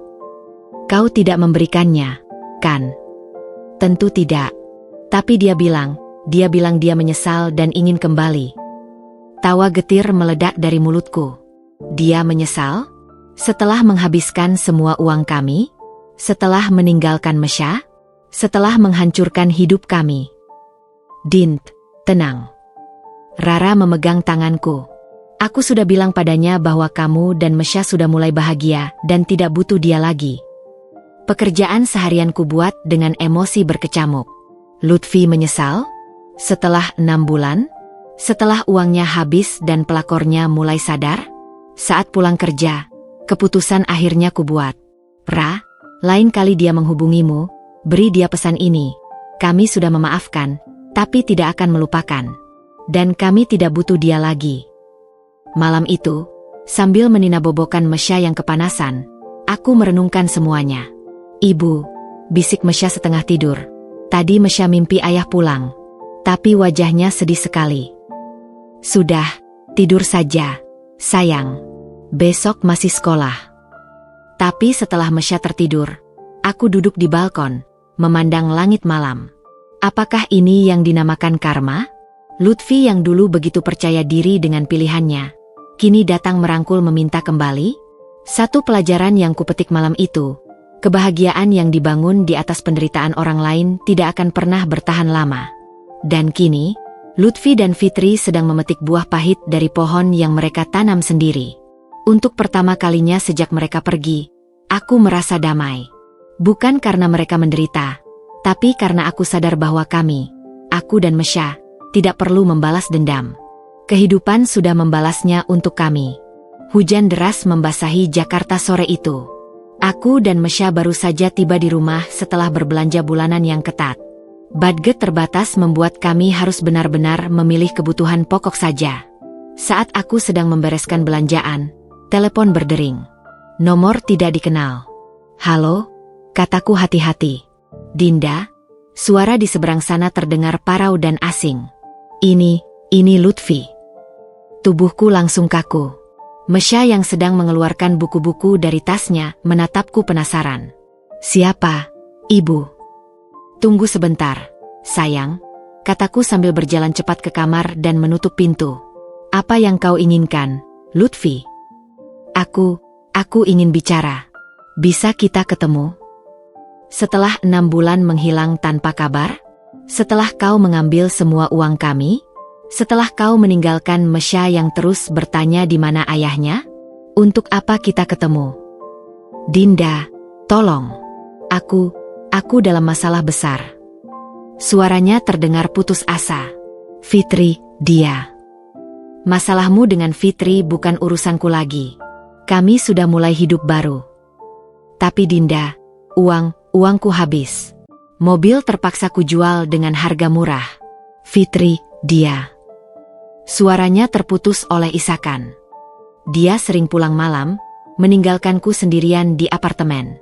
Aku tahu ini karma, tapi tolong, Dinda. Aku tidak punya siapa-siapa lagi. Mendengar suaranya yang terisak-isak, hatiku untuk sesaat merasa iba. Tapi kemudian kuingat malam-malam panjang ketika Mesya menangis rindu ayahnya. Kuingat saat aku harus menggadaikan kalung peninggalan ibuku hanya untuk membayar SPP. Kau pikir dengan menelepon dan menangis, semua akan baik-baik saja? Kau pikir kami masih punya simpati untukmu? Dinda, aku tahu aku bajingan. Aku tahu aku tidak layak. Tapi, bisakah aku setidaknya bertemu Mesya? Aku rindu dia. Tidak, jawabku tegas. Kau kehilangan hak untuk bertemu Mesya saat kau memilih untuk pergi dengan perempuan lain. Kau pikir Mesya masih mau melihat ayahnya yang meninggalkannya tanpa penjelasan? Dinda, tolong. Tidak, Lutfi. Sekarang dengarkan baik-baik. Kami, aku dan Mesya, tidak butuh kamu lagi. Kami sudah melewati masa-masa tersulit tanpa kamu. Kami sudah belajar berdiri sendiri. Jadi, jangan ganggu kami lagi. Aku masih suami kamu, Dinda. Secara hukum. Suami, tawaku getir. Suami yang baik tidak akan menguras rekening keluarga untuk pelakor. Suami yang baik tidak akan meninggalkan istri dan anaknya dengan saldo 1 rupiah. Jangan pernah sebut dirimu suamiku lagi. Kututup telepon dengan tangan gemetar. Tubuhku limbung, bersandar di pintu kamar. Air mata mengalir deras, campuran antara kemarahan, sakit hati, dan sedikit, sangat sedikit, rasa iba pada manusia yang dulu pernah kucintai. Ibu? Suara kecil Mesya dari balik pintu. Ibu kenapa? Siapa tadi yang telepon? Kuseka air mata dan membuka pintu. Tidak ada, sayang. Cuma telepon salah sambung. Tapi ibu menangis. Ibu cuma sedih ingat nenek. Bohong lagi. Selalu harus bohong. Malam itu, setelah Mesya tidur, aku menceritakan telepon Lutfi pada Rara melalui video call. Dia meneleponmu? Berani sekali dia, kata Rara marah. Katanya Fitri sering pulang malam, meninggalkannya sendirian. Uangnya habis, mobilnya dijual. Serve them right. Tapi Din, jangan sampai kamu merasa iba dan mengambilnya kembali. Ingat apa yang dia lakukan padamu dan Mesya. Aku tidak akan, Ra. Aku sudah terlalu kuat sekarang untuk kembali ke kehidupan penuh kebohongan. Tapi, ada satu hal yang menggangguku. Apa? Kalau sampai Mesya tahu bahwa ayahnya menelepon dan aku tidak mengizinkan mereka bertemu, apakah aku menjadi ibu yang egois? Rara menghela napas. Dinda, kamu melindungi Mesya. Anak 7 tahun tidak perlu tahu bahwa ayahnya adalah pengecut yang hanya kembali karena habis uang dan ditinggal pelakornya. Malam itu tidurku kembali tidak nyenyak. Mimpi buruk tentang Lutfi yang datang ke sekolah Mesya, tentang Mesya yang memilih ikut ayahnya, tentang aku yang kembali sendiri. Keesokan paginya, saat menyiapkan sarapan, Mesya tiba-tiba berkata, "Ibu, semalam Mesya mimpi ayah telepon. Katanya dia minta maaf dan mau pulang." Lagi? Apakah ini hubungan batin antara ayah dan anak? Mesya, dengarkan ibu. Aku duduk di hadapannya. Terkadang dalam hidup, ada orang yang pergi dan tidak akan kembali. Tapi ibu janji, ibu akan selalu ada untukmu. Ibu akan jadi ibu dan ayah untukmu. Tapi kalau ayah benar-benar minta maaf dan mau pulang, ibu mau memaafkannya? Pertanyaan yang sulit. Memaafkan itu baik, sayang. Tapi mempercayai lagi, itu lain cerita. Sepanjang hari di kantor, pikiranku terus melayang kepada telepon Lutfi. Apakah ini awal dari masalah baru? Apakah dia akan terus mencoba menghubungi? Apakah suatu hari nanti dia akan nekat mendatangi kami? Sorenya, saat aku dan Mesya tiba di rumah, ada seseorang duduk di tangga depan. Tubuh itu terlihat lusuh, dengan baju kusut dan wajah yang tidak dicukur selama berhari-hari. Lutfi. Mesya langsung berseru, "Ayah." "Jangan, Mesya," tarikku cepat, menariknya ke belakangku. "Apa yang kau lakukan di sini, Lutfi? Aku sudah bilang jangan ganggu kami." "Dinda, tolong. Aku benar-benar tidak punya tempat lain." Matanya merah, bau alkohol tercium dari napasnya. "Pulang ke Fitri. Kau pilih dia, sekarang tanggung konsekuensinya." Dia tidak ada di apartemen. Sudah 3 hari tidak pulang. Katanya dia ketemu orang baru. Jadi inilah kebenarannya. Fitri telah meninggalkannya. Persis seperti yang dilakukan Lutfi padaku. "Mesya, masuk ke dalam," perintahku. "Tapi ibu, itu ayah." Sekarang. Dengan wajah sedih, Mesya masuk ke rumah. Lutfi mencoba menyusul, tapi kuhadang. "Kau tidak boleh masuk, Lutfi. Ini bukan rumahmu lagi." "Dinda, aku mohon. Aku menyesal. Aku benar-benar menyesal." "Kau menyesal karena Fitri meninggalkanmu, bukan karena yang kau lakukan padaku dan Mesya. Sekarang pergilah sebelum kupanggil polisi." Dia terduduk di tangga, menangis seperti anak kecil. "Aku hancur, Dinda. Aku benar-benar hancur. Kami juga hancur saat kau tinggalkan, Lutfi. Tapi lihat kami sekarang. Kami bangkit. Sekarang giliranmu untuk membangun hidupmu sendiri, tanpa merusak hidup orang lain." Dengan hati bergetar, aku masuk ke rumah dan mengunci pintu. Dari jendela, kulihat Lutfi masih duduk di tangga, kepalanya tertunduk dalam keputusasaan. Ketika aku berbalik, Mesya berdiri dengan mata penuh air mata. "Ibu, kenapa tidak biarkan ayah masuk? Dia kan sudah minta maaf." "Karena, sayang." Suaraku tercekat. Terkadang maaf tidak cukup untuk memperbaiki yang sudah hancur. "Sekarang ayo, kita siapkan makan malam." Malam itu, sementara Mesya sudah tertidur, aku masih melihat dari jendela. Lutfi sudah pergi, meninggalkan bekas air mata di tangga kami. Dan untuk pertama kalinya, aku menangis bukan karena rasa sakit yang dia tinggalkan, tapi karena sedih menyaksikan kehancuran seseorang yang dulu sangat kukenal. Tapi satu hal yang kuyakini, aku tidak akan membiarkan kehancurannya menjadi kehancuran kami lagi. Minggu-minggu berlalu setelah kejadian Lutfi datang ke rumah. Aku meningkatkan kewaspadaan, selalu memastikan pintu dan jendela terkunci rapat. Tapi seiring waktu, tidak ada lagi tanda-tanda kehadirannya. Rasanya seperti badai yang telah berlalu, meninggalkan ketenangan yang masih rapuh. Suatu Sabtu pagi, saat aku dan Mesya sedang berbelanja di pasar tradisional untuk menghemat budget, kami berpapasan dengan seseorang yang tidak terduga. Ibu Dinda, suara perempuan di belakangku membuatku berbalik. Di sana berdiri Fitri, tapi bukan Fitri yang kukenal dulu. Perempuan itu tampak lebih tua dari usianya, dengan mata sembab dan pakaian sederhana yang jauh dari kesan mewah selama ini. Fitri, sapaku dingin, menarik Mesya lebih dekat. Apa yang kau inginkan? Dinda, aku ingin minta maaf. Suaranya pelan, hampir seperti bisikan. Aku tidak tahu kalau uang yang dipakai Lutfi selama ini adalah uang hasil menjual mobil dengan tabungan kami. Uang yang seharusnya untuk masa depan Mesya. Selesaikan kalimatnya dengan pedas. Mesya memandangi Fitri dengan penasaran. Ibu, ini Tante Fitri yang dulu pernah ke rumah kita. Ya, sayang. Sekarang tolong tunggu di warung es itu. Ibu mau bicara sebentar dengan Tante. Setelah Mesya pergi, Fitri menatapku dengan mata berkaca-kaca. Aku benar-benar tidak tahu. Dinda, Lutfi bilang itu uang warisan dari orang tuanya. Dia bilang dia sudah cerai denganmu, dan kalian hanya tinggal serumah karena alasan ekonomi. Dan kau percaya begitu saja? Tanyaku sinis.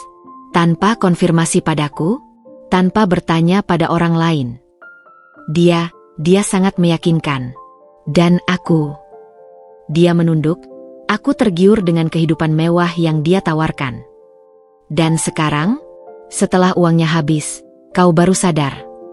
Fitri mengangguk, air mata menetes. Aku sudah meninggalkannya sebulan yang lalu.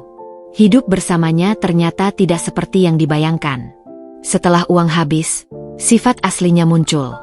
Pemarah, pemalas, dan dia mulai kasar. Mendengar itu, hatiku tersentak. Dia memukulmu. Tidak sampai memukul, tapi melempar barang, membanting pintu, mengancam. Fitri menarik napas dalam. Aku baru sadar. Aku hanya tertipu oleh fata morgana. Sekarang aku kembali ke orang tuaku, mencoba memulai dari nol. Ada rasa iba yang muncul, tapi juga kemarahan. Kau pikir dengan minta maaf semuanya akan baik-baik saja? Kau tahu tidak, berapa banyak air mata yang telah kami tangiskan? Berapa kali Mesya terbangun tengah malam memanggil-manggil ayahnya? Aku tahu maafku tidak berarti apa-apa. Tapi aku ingin kamu tahu bahwa karma sudah bekerja. Lutfi sekarang hidup sendirian di apartemen yang akan segera disita, karena tidak bisa bayar sewa. Dia mengeluarkan selembar kertas dari tas. Ini surat pernyataan bahwa aku tidak terlibat dalam pengambilan uang kamu. Aku buat dengan notaris, untuk jaga-jaga kalau kamu mau melaporkannya ke polisi. Kuterima surat itu dengan perasaan campur aduk. Aku tidak butuh ini. Aku sudah melupakannya. Tapi ada satu hal lagi. Fitri menatapku langsung. Lutfi, dia sakit. Dokter bilang ada masalah dengan livernya. Terlalu banyak minum alkohol akhir-akhir ini. Jantung berdetak kencang. Sakit. Ya. Dan dia tidak punya uang untuk berobat. Aku sudah membantu semampuku. Tapi aku juga harus memikirkan hidupku sendiri. Saat itu Mesya kembali dengan es krimnya. Ibu, sudah selesai? Es krimku mau meleleh nih. Ya, sayang. Kita pulang sekarang. Kutoleh kembali pada Fitri. Terima kasih untuk informasinya. Tapi tolong, jangan hubungi kami lagi. Fitri mengangguk, lalu berbalik pergi dengan bahu yang turun. Sepanjang perjalanan pulang, Mesya terus bertanya, Ibu, kenapa wajah Tante Fitri sedih sekali? Apa dia bertengkar dengan ayah? Kita tidak perlu memikirkan urusan mereka, sayang. Yang penting ibu dan Mesya bahagia. Tapi pikiran tentang Lutfi yang sakit tidak bisa kulupakan. Meski sudah tidak ada cinta lagi, tetap saja ada kepedulian sebagai sesama manusia. Malam itu, setelah Mesya tidur, ku ceritakan pertemuan dengan Fitri pada Rara melalui telepon. Dia sakit? Well, that's what happens when you drink your life away, kata Rara tanpa simpati. Tapi Ra, dia tidak punya uang untuk berobat. Dan kamu merasa berkewajiban menolongnya? Dinda, dia tidak punya uang karena menghabiskannya untuk perempuan lain. Dia meninggalkanmu dan Mesya dengan 1 rupiah. Ingat itu. Aku tahu. Tapi, tetap saja, dia ayahnya Mesya. Rara menghela napas panjang. Dengarlah, Dint. Kamu boleh punya hati baik, tapi jangan biarkan itu membuatmu lupa pada semua rasa sakit yang dia timbulkan. 2 hari kemudian, saat aku sedang bekerja, telepon kantor berdering. PT Mitra Sejahtera, dengan Dinda, ada yang bisa saya bantu? Dinda, ini Lutfi. Suaranya lemah, berbeda dari biasanya. Apa yang kau inginkan? Aku sedang bekerja. Aku di rumah sakit. Tidak ada yang menjenguk. Bisakah kamu datang? Menutup telepon dengan perasaan hancur, aku memohon izin pada Pak Handoko untuk pulang awal. Saya dengar dari Rara, kata Pak Handoko dengan wajah serius. Pergilah, tapi pikirkan baik-baik keputusanmu. Di rumah sakit, kutemukan Lutfi terbaring lemah di bangsal umum. Wajahnya pucat, tubuhnya jauh lebih kurus dari yang kuingat. Dinda, ucapnya lemah saat melihatku. Terima kasih sudah datang. Kenapa bisa begini? Liverku rusak. Dokter bilang harus transplantasi, tapi dia batuk-batuk, tidak ada biaya.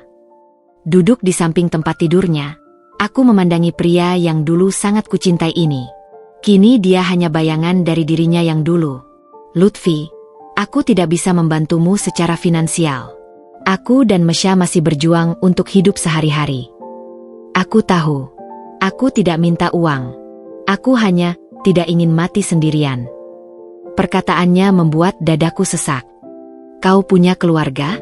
Orang tua? Mereka tidak mau tahu lagi dengan aku. Sejak tahu aku meninggalkan kamu dan Mesya. Jadi inilah hasil akhir dari semua pilihannya. Hidup sendirian, sakit, tanpa siapa-siapa. Untuk Mesya, kataku akhirnya. Aku akan menengokmu sesekali. Untuk Mesya. Tapi jangan harap lebih dari itu. Dia mengangguk lemah. Terima kasih. Itu sudah lebih dari yang layak dapat. Pulang dari rumah sakit malam itu, aku memandangi Mesya yang sedang tertidur pulas. Apakah suatu hari nanti dia akan memaafkanku karena tidak melakukan lebih banyak untuk ayahnya? Atau apakah dia akan mengerti bahwa beberapa luka terlalu dalam untuk disembuhkan? Satu hal yang pasti, karma memang tidak datang dengan dramatis, tapi dia datang dengan pasti. Dan kali ini, dia datang dalam wujud kesepian dan penyakit yang perlahan menggerogoti. 2 minggu telah berlalu sejak kunjungan pertamaku ke rumah sakit. Aku tetap menengok Lutfi secara rutin, meski dengan hati yang masih berbunga-bunga antara kewajiban moral dan luka lama yang belum sepenuhnya sembuh. Hari ini, saat aku memasuki kamarnya dengan membawa semangkuk bubur, kudapati dia sedang duduk di tepi tempat tidur, tampak lebih segar dari biasanya. Dinda, sambutnya dengan senyum lemah, matanya berbinar melihat bubur di tanganku. Kau tidak harus repot-repot membawakanku makanan setiap hari. Sudah menjadi kebiasaan, jawabku singkat, menaruh mangkuk di meja sampingnya. Bagaimana kondisimu hari ini? Dokter bilang ada perbaikan. Tapi, mereka tetap menyarankan transplantasi untuk hasil yang optimal. Dia mengambil mangkuk bubur, tangannya gemetar ringan. Dinda, ada yang ingin kubicarakan denganmu. Aku duduk di kursi dekat jendela, bersiap mendengar permintaannya. Apa itu? Dinda. Dia menarik napas dalam, menatapku dengan intens. Aku ingin kembali. Aku ingin pulang ke rumah, denganmu dan Mesya. Seketika udara di ruangan itu terasa menebal. Apa yang kau katakan? Aku menyesal, Dinda. Sungguh. Lihatlah diriku sekarang. sakit, sendirian, hampir tak punya apa-apa. Aku telah dihukum cukup berat untuk kesalahanku. Kau pikir ini tentang hukuman? Suaraku mulai meninggi. Ini tentang kepercayaan, Lutfi. Kau menghancurkannya saat kau memilih untuk pergi dengan Fitri. Kau menghancurkannya saat kau mengambil semua uang kami. Kau menghancurkannya saat kau meninggalkan Mesya yang saat itu baru berusia 7 tahun. Dinda, tolong. Dia mencoba berdiri, tapi tubuhnya goyah. Aku tahu aku telah berbuat salah. Tapi bukankah setiap orang berhak atas kesempatan kedua? Lihatlah, aku sudah berubah. Penyakit ini telah membuka mataku. Penyakit yang membuka matamu. Tawaku getir. Bukan air mata Mesya yang setiap malam menangis memanggil-manggil ayahnya? Bukan aku yang harus menggadaikan kalung peninggalan ibuku hanya untuk membayar SPP-nya? Bukan kami yang harus berjuang bertahan hidup sambil menyembunyikan rasa malu? Dinda, aku akan memperbaiki semua itu. Aku janji. Beri aku kesempatan untuk membuktikan bahwa aku bisa menjadi suami dan ayah yang baik. Aku tidak percaya lagi pada janjimu, Lutfi. Terlalu banyak janji yang telah kau langgar.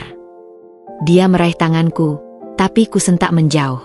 Dengarkan aku, Dinda. Untuk Mesya. Dia butuh ayah dalam hidupnya. Jangan kau bawa-bawa nama Mesya. Hardiku, sekarang dengan mata berkaca-kaca. Kau kehilangan hak untuk menjadi ayahnya saat kau memilih untuk membeli mobil mewah untuk perempuan lain alih-alih memastikan masa depannya terjamin. Tapi aku ayah kandungnya. Secara hukum. Secara hukum, potongku tajam. Kau ingin bermain hukum? Baik, mari kita bicara hukum. Tentang penggelapan uang? Tentang penelantaran anak? Apakah kau ingin kita menyelesaikan ini di pengadilan? Wajahnya pucat.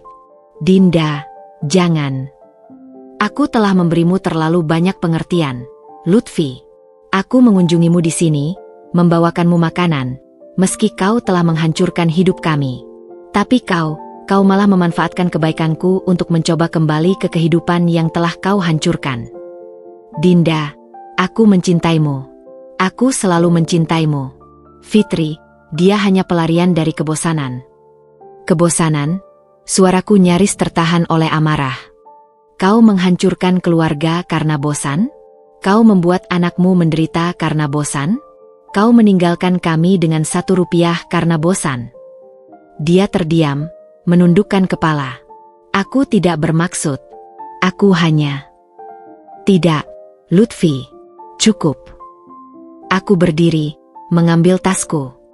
Aku akan terus menolongmu sebagai sesama manusia, sebagai ayah dari anakku.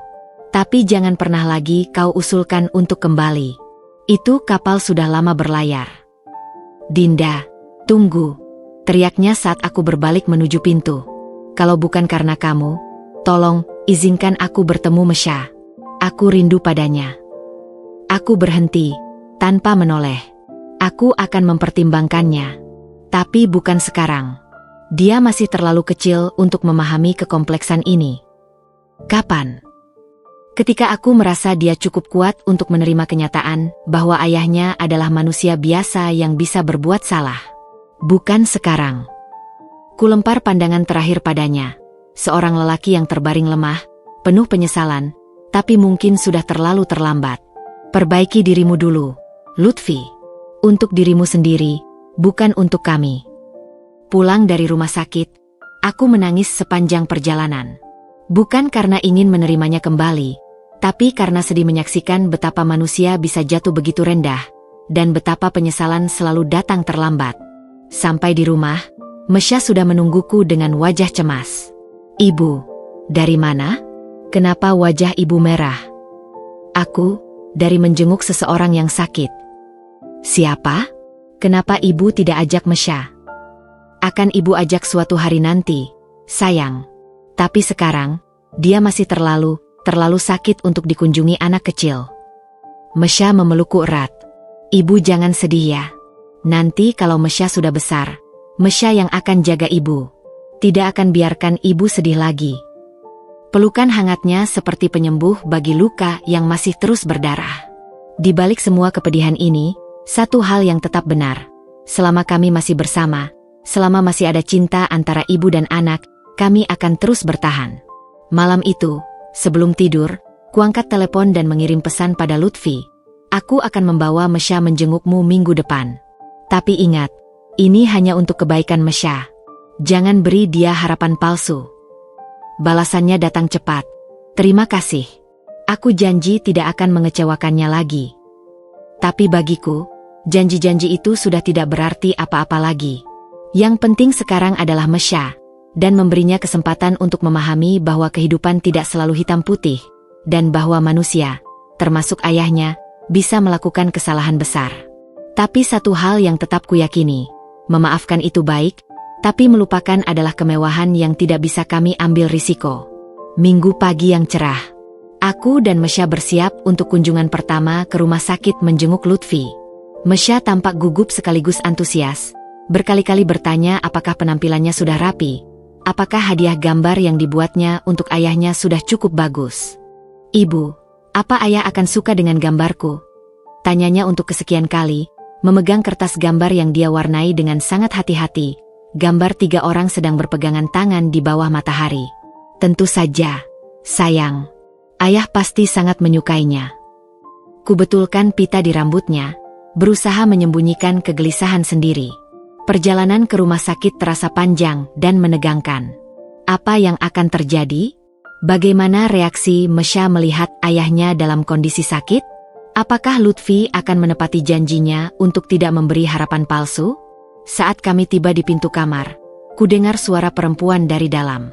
Suara yang masih kukenal. Fitri. Aku mengintip dari celah pintu yang terbuka sedikit. Fitri berdiri di samping tempat tidur Lutfi, wajahnya tampak kesal. Jadi kau pikir dengan sakit-sakitan begini, semua kesalahanmu akan terhapus? Hardik Fitri, suaranya mengandung amarah yang tertahan. Fitri, tolong, aku hanya minta bantuan untuk biaya pengobatan. Tidak lebih dari itu, jawab Lutfi lemah. Kau pikir aku masih punya uang? Uangmu yang dulu kau pamer-pamerkan sudah habis. Dan sekarang kau mengharap belas kasihanku. Aku tidak mengharap apa-apa. Hanya apa? Sela Fitri sinis. Hanya ingin kembali pada istri dan anakmu yang kau tinggalkan? Aku tahu kau mencoba merangkul Dinda lagi. Kau memang pengecut. Dari sampingku, Mesya menarik lenganku. Ibu, suara Tante Fitri kenapa marah-marah? Kenapa dia membentak ayah? SHHH, sayang. Tunggu sebentar di sini. Kubiarkan Mesya menunggu di kursi lorong sementara aku memasuki kamar. Melihatku masuk, kedua wajah itu berubah. Lutfi tampak panik, Fitri tampak malu. Dinda, aku tidak tahu kau akan datang, kata Lutfi cepat. Fitri, sapaku dingin. Rupanya kau masih ada hubungan dengan Lutfi. Fitri menggeleng, wajahnya memerah. Dia menghubungiku, minta bantuan uang. Tapi aku sudah bilang tidak punya. Aku tidak butuh penjelasanmu. Kutoleh pada Lutfi. Jadi di balik permintaan maaf dan penyesalanmu, kau masih menghubungi dia. Dinda, tunggu. Tidak, Lutfi. Cukup. Aku menarik napas dalam. Mesya ada di luar. Tapi setelah mendengar semua ini, aku tidak yakin apakah dia harus melihat ayahnya dalam kondisi seperti ini. Tidak, Dinda. Tolong, izinkan dia masuk. Aku berjanji akan menjelaskan semuanya. Saat itu, Mesya yang tidak sabar menunggu, sudah berdiri di pintu. Ayah? Suaranya kecil, penuh keraguan. Lutfi langsung berusaha duduk tegak, menyembunyikan wajah kesakitan. Mesya, sayangku. Mesya melangkah pelan, matanya tidak lepas dari ayahnya yang terbaring lemah. Ayah, kenapa di sini? Kenapa sakit? Ayah hanya sedikit tidak enak badan, sayang. Lutfi mencoba tersenyum, tapi jelas terpaksa. Fitri yang masih berdiri di sudut ruangan tiba-tiba berkata, aku akan pergi. Ini tidak pantas untukku di sini. Tapi sebelum dia pergi, Mesya bertanya, Tante Fitri, tadi kenapa marah-marah pada ayah? Ibu bilang kita tidak boleh marah-marah pada orang yang sakit. Fitri tertegun, wajahnya berubah pucat. Aku tidak marah, sayang. Hanya berbicara agak keras. Lutfi mencoba mengalihkan perhatian. Mesya, gambar apa yang kau bawa itu? Untuk ayah. Mesya mengangguk, mulai melupakan kejadian tadi. Ini gambar kita. Ibu, ayah, dan Mesya. Seperti dulu. Saat Mesya menunjukkan gambarnya pada Lutfi, Fitri mendekatiku. Dinda, maaf. Aku tidak bermaksud. Aku hanya kesal karena dia masih mencoba memanfaatkanku. Kau lihat sendiri, Fitri. Ini yang kau dapatkan dari pria yang kau pilih, seorang pengecut yang tidak bisa bertanggung jawab atas pilihannya sendiri. Dia mengangguk, matanya berkaca-kaca. Aku sudah menyesal setiap hari. Tapi penyesalanku tidak sebanding dengan penyesalanmu. Setelah Fitri pergi, aku memperhatikan Mesya yang sedang asyik bercerita pada ayahnya tentang sekolah, tentang prestasinya, tentang kehidupannya selama ini. Lutfi mendengarkan dengan mata berlinang, sesekali memandangku dengan penyesalan. Ayah, kapan pulang ke rumah? Kamar ayah masih seperti dulu. Ibu rajin membersihkannya. Lutfi menatapku, meminta jawaban. Ayah masih harus di sini sebentar. Sayang, sampai badannya benar-benar sembuh. Jawabku untuknya. Tapi Mesya tidak puas. Tapi kalau sudah sembuh, ayah akan pulang, kan? Kita bisa lagi seperti dalam gambar ini. Diam yang menyakitkan mengisi ruangan. Lutfi menatapku, memohon, tapi aku hanya menggeleng pelan. Mesya, kata Lutfi akhirnya, suaranya bergetar. Terkadang, dalam hidup, tidak semua hal bisa kembali seperti semula. Tapi yang penting ayah akan selalu menyayangimu, dimanapun ayah berada. Wajah Mesya berubah sedih. Berarti ayah tidak akan pulang? Ayah memilih untuk tetap bersama Tante Fitri. Tidak, sayang. Ayah akan sendirian saja. Itu konsekuensi dari kesalahan ayah. Perjalanan pulang dari rumah sakit hari itu diwarnai tangisan Mesya.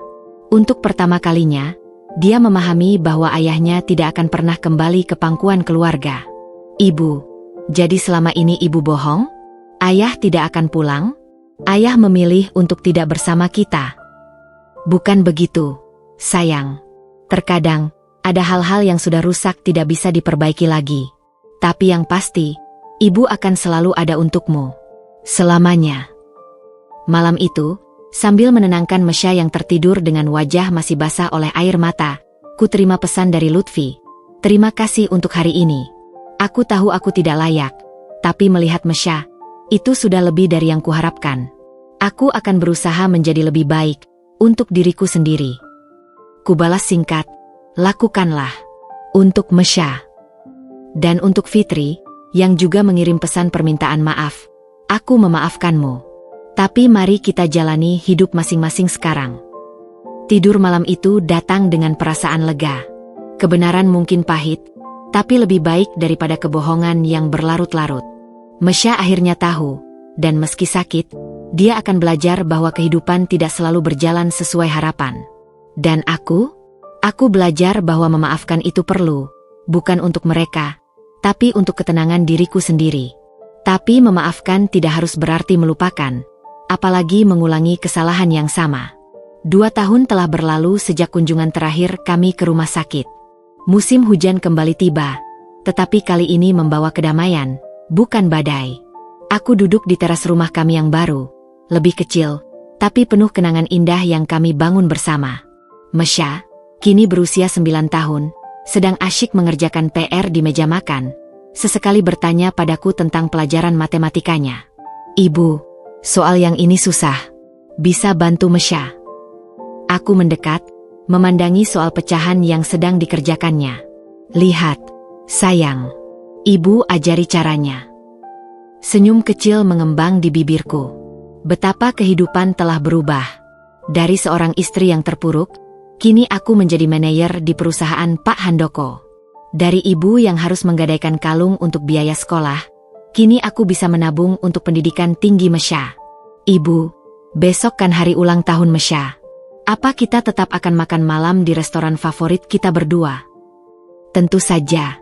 sayang. Ibu sudah pesan tempat.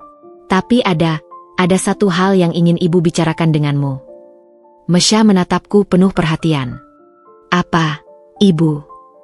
Besok, ayahmu ingin menemuimu. Hanya sebentar, untuk memberi kado ulang tahun. Wajah Mesya berubah kompleks. 2 tahun tanpa kehadiran Lutfi telah membuatnya belajar menerima kenyataan. Tapi ibu, bukankah ibu bilang kita sudah tidak perlu dia lagi? Ini bukan tentang perlu atau tidak perlu, sayang. Ini tentang memberi kesempatan untuk memperbaiki kesalahan. Ayahmu sudah berubah. Dia sekarang punya pekerjaan tetap, dan hidupnya sudah lebih baik. Apakah ibu sudah memaafkan ayah? Pertanyaan itu membuatku terdiam sejenak. Memaafkan itu proses, Mesya. Ibu sudah belajar untuk tidak lagi menyimpan dendam. Tapi yang lebih penting, ibu sudah menemukan kebahagiaan kita berdua. Keesokan harinya, di restoran sederhana favorit kami, Lutfi datang tepat waktu. Penampilannya jauh berbeda, rapi, tapi tanpa kemewahan semu. Matanya yang dulu selalu menghindar, kini bisa menatap lurus. Selamat ulang tahun, Mesya, katanya sambil menyodorkan bungkusan kadonya. Ayah harap kau suka. Mesya menerima kado itu dengan sopan. Terima kasih, ayah. Aku juga punya sesuatu untukmu, Dinda. Lutfi mengeluarkan amplop coklat. Ini, sebagian dari uang yang dulu kuambil. Aku tahu ini tidak akan pernah cukup untuk menebus kesalahanku, tapi setidaknya ini awal. Ku terima amplop itu dengan perasaan haru. Terima kasih, Lutfi. Tapi yang lebih berharga bagiku adalah kau sudah menjadi versi yang lebih baik dari dirimu. Makan malam itu berlangsung dengan pembicaraan ringan. Lutfi bercerita tentang pekerjaan barunya sebagai supervisor di sebuah pabrik, tentang apartemen kecil yang disewanya, tentang terapi yang masih dijalaninya. Ayah sudah tidak minum alkohol lagi, katanya pada Mesya. Dan ayah ikut konseling. Belajar untuk menjadi orang yang lebih bertanggung jawab. Mesya mendengarkan dengan serius. Kalau ayah sudah jadi orang baik, kenapa ayah tidak bisa tinggal bersama kita lagi? Lutfi menatapku sebentar sebelum menjawab. Kadang, sayang, dalam hidup kita membuat pilihan yang tidak bisa diperbaiki. Tapi yang penting kita belajar dari kesalahan itu. Ayah dan ibumu akan selalu menjadi orang tuamu, meski kami tidak lagi bersama. Setelah makan malam, saat Lutfi berpamitan, Mesya memeluknya untuk pertama kalinya dalam 2 tahun. Ayah, Mesya senang ayah sudah jadi baik lagi. Ayah juga senang melihat Mesya tumbuh menjadi anak yang baik dan pintar. Saat kami berdua saja di mobil, Mesya bertanya, Ibu, apakah ibu bahagia dengan kehidupan kita sekarang? Aku tersenyum, menatap jalan yang terhampar di depan. Sangat bahagia, sayang. Ibu belajar bahwa kebahagiaan tidak tergantung pada orang lain. Kebahagiaan adalah pilihan yang kita buat setiap hari. Mesya juga bahagia. Mesya punya ibu yang kuat dan hebat. Malam itu, sambil menatap Mesya yang tertidur, ku refleksikan perjalanan kami. Dari saldo 1 rupiah, kini kami punya tabungan yang cukup. Dari air mata yang tak berhenti, kini kami punya tawa yang tulus. Dari pengkhianatan yang dalam, kami belajar arti memaafkan. Lutfi mungkin telah mengambil banyak hal dari kami, tapi dia tidak bisa mengambil kekuatan kami untuk bangkit. Fitri mungkin pernah merampas suamiku, tapi dia tidak bisa merampas kebahagiaan kami. Hidup ini seperti sungai, terkadang deras, terkadang tenang. Tapi yang penting, kami terus mengalir, melewati setiap batu sandungan, menuju lautan yang lebih luas. Dan untuk pertama kalinya dalam waktu yang lama, aku bisa berkata dengan tulus, aku bahagia. Bahagia dengan kehidupan yang kubangun, bahagia dengan perempuan yang sudah ku menjadi, dan yang terpenting, bahagia melihat Mesya tumbuh dengan percaya bahwa meski hidup tidak sempurna, selama ada cinta dan keteguhan hati, segalanya mungkin. 3 bulan kemudian, aku berdiri di depan kelas Mesya yang sedang presentasi tentang keluarga bahagia. Dengan percaya diri, dia berkata, keluarga bahagia bukan berarti tidak pernah ada masalah. Keluarga bahagia adalah yang saling mendukung meski pernah saling menyakiti. Ibu saya mengajarkan bahwa memaafkan itu penting, Tapi lebih penting lagi untuk tidak kehilangan diri sendiri dalam proses itu. Dari luar kelas, kutemukan senyum bangga. Lutfi juga datang, berdiri di sampingku. Dia luar biasa, seperti ibunya, bisiknya. Iya. Dan kita akhirnya berdamai dengan masa lalu. Kami mungkin tidak akan pernah kembali seperti dulu, tapi kami telah menemukan bentuk baru dari sebuah keluarga, di mana cinta tidak harus berarti memiliki, tapi cukup dengan saling menghargai dan memberi ruang untuk tumbuh. Dan untukku, itu lebih dari cukup.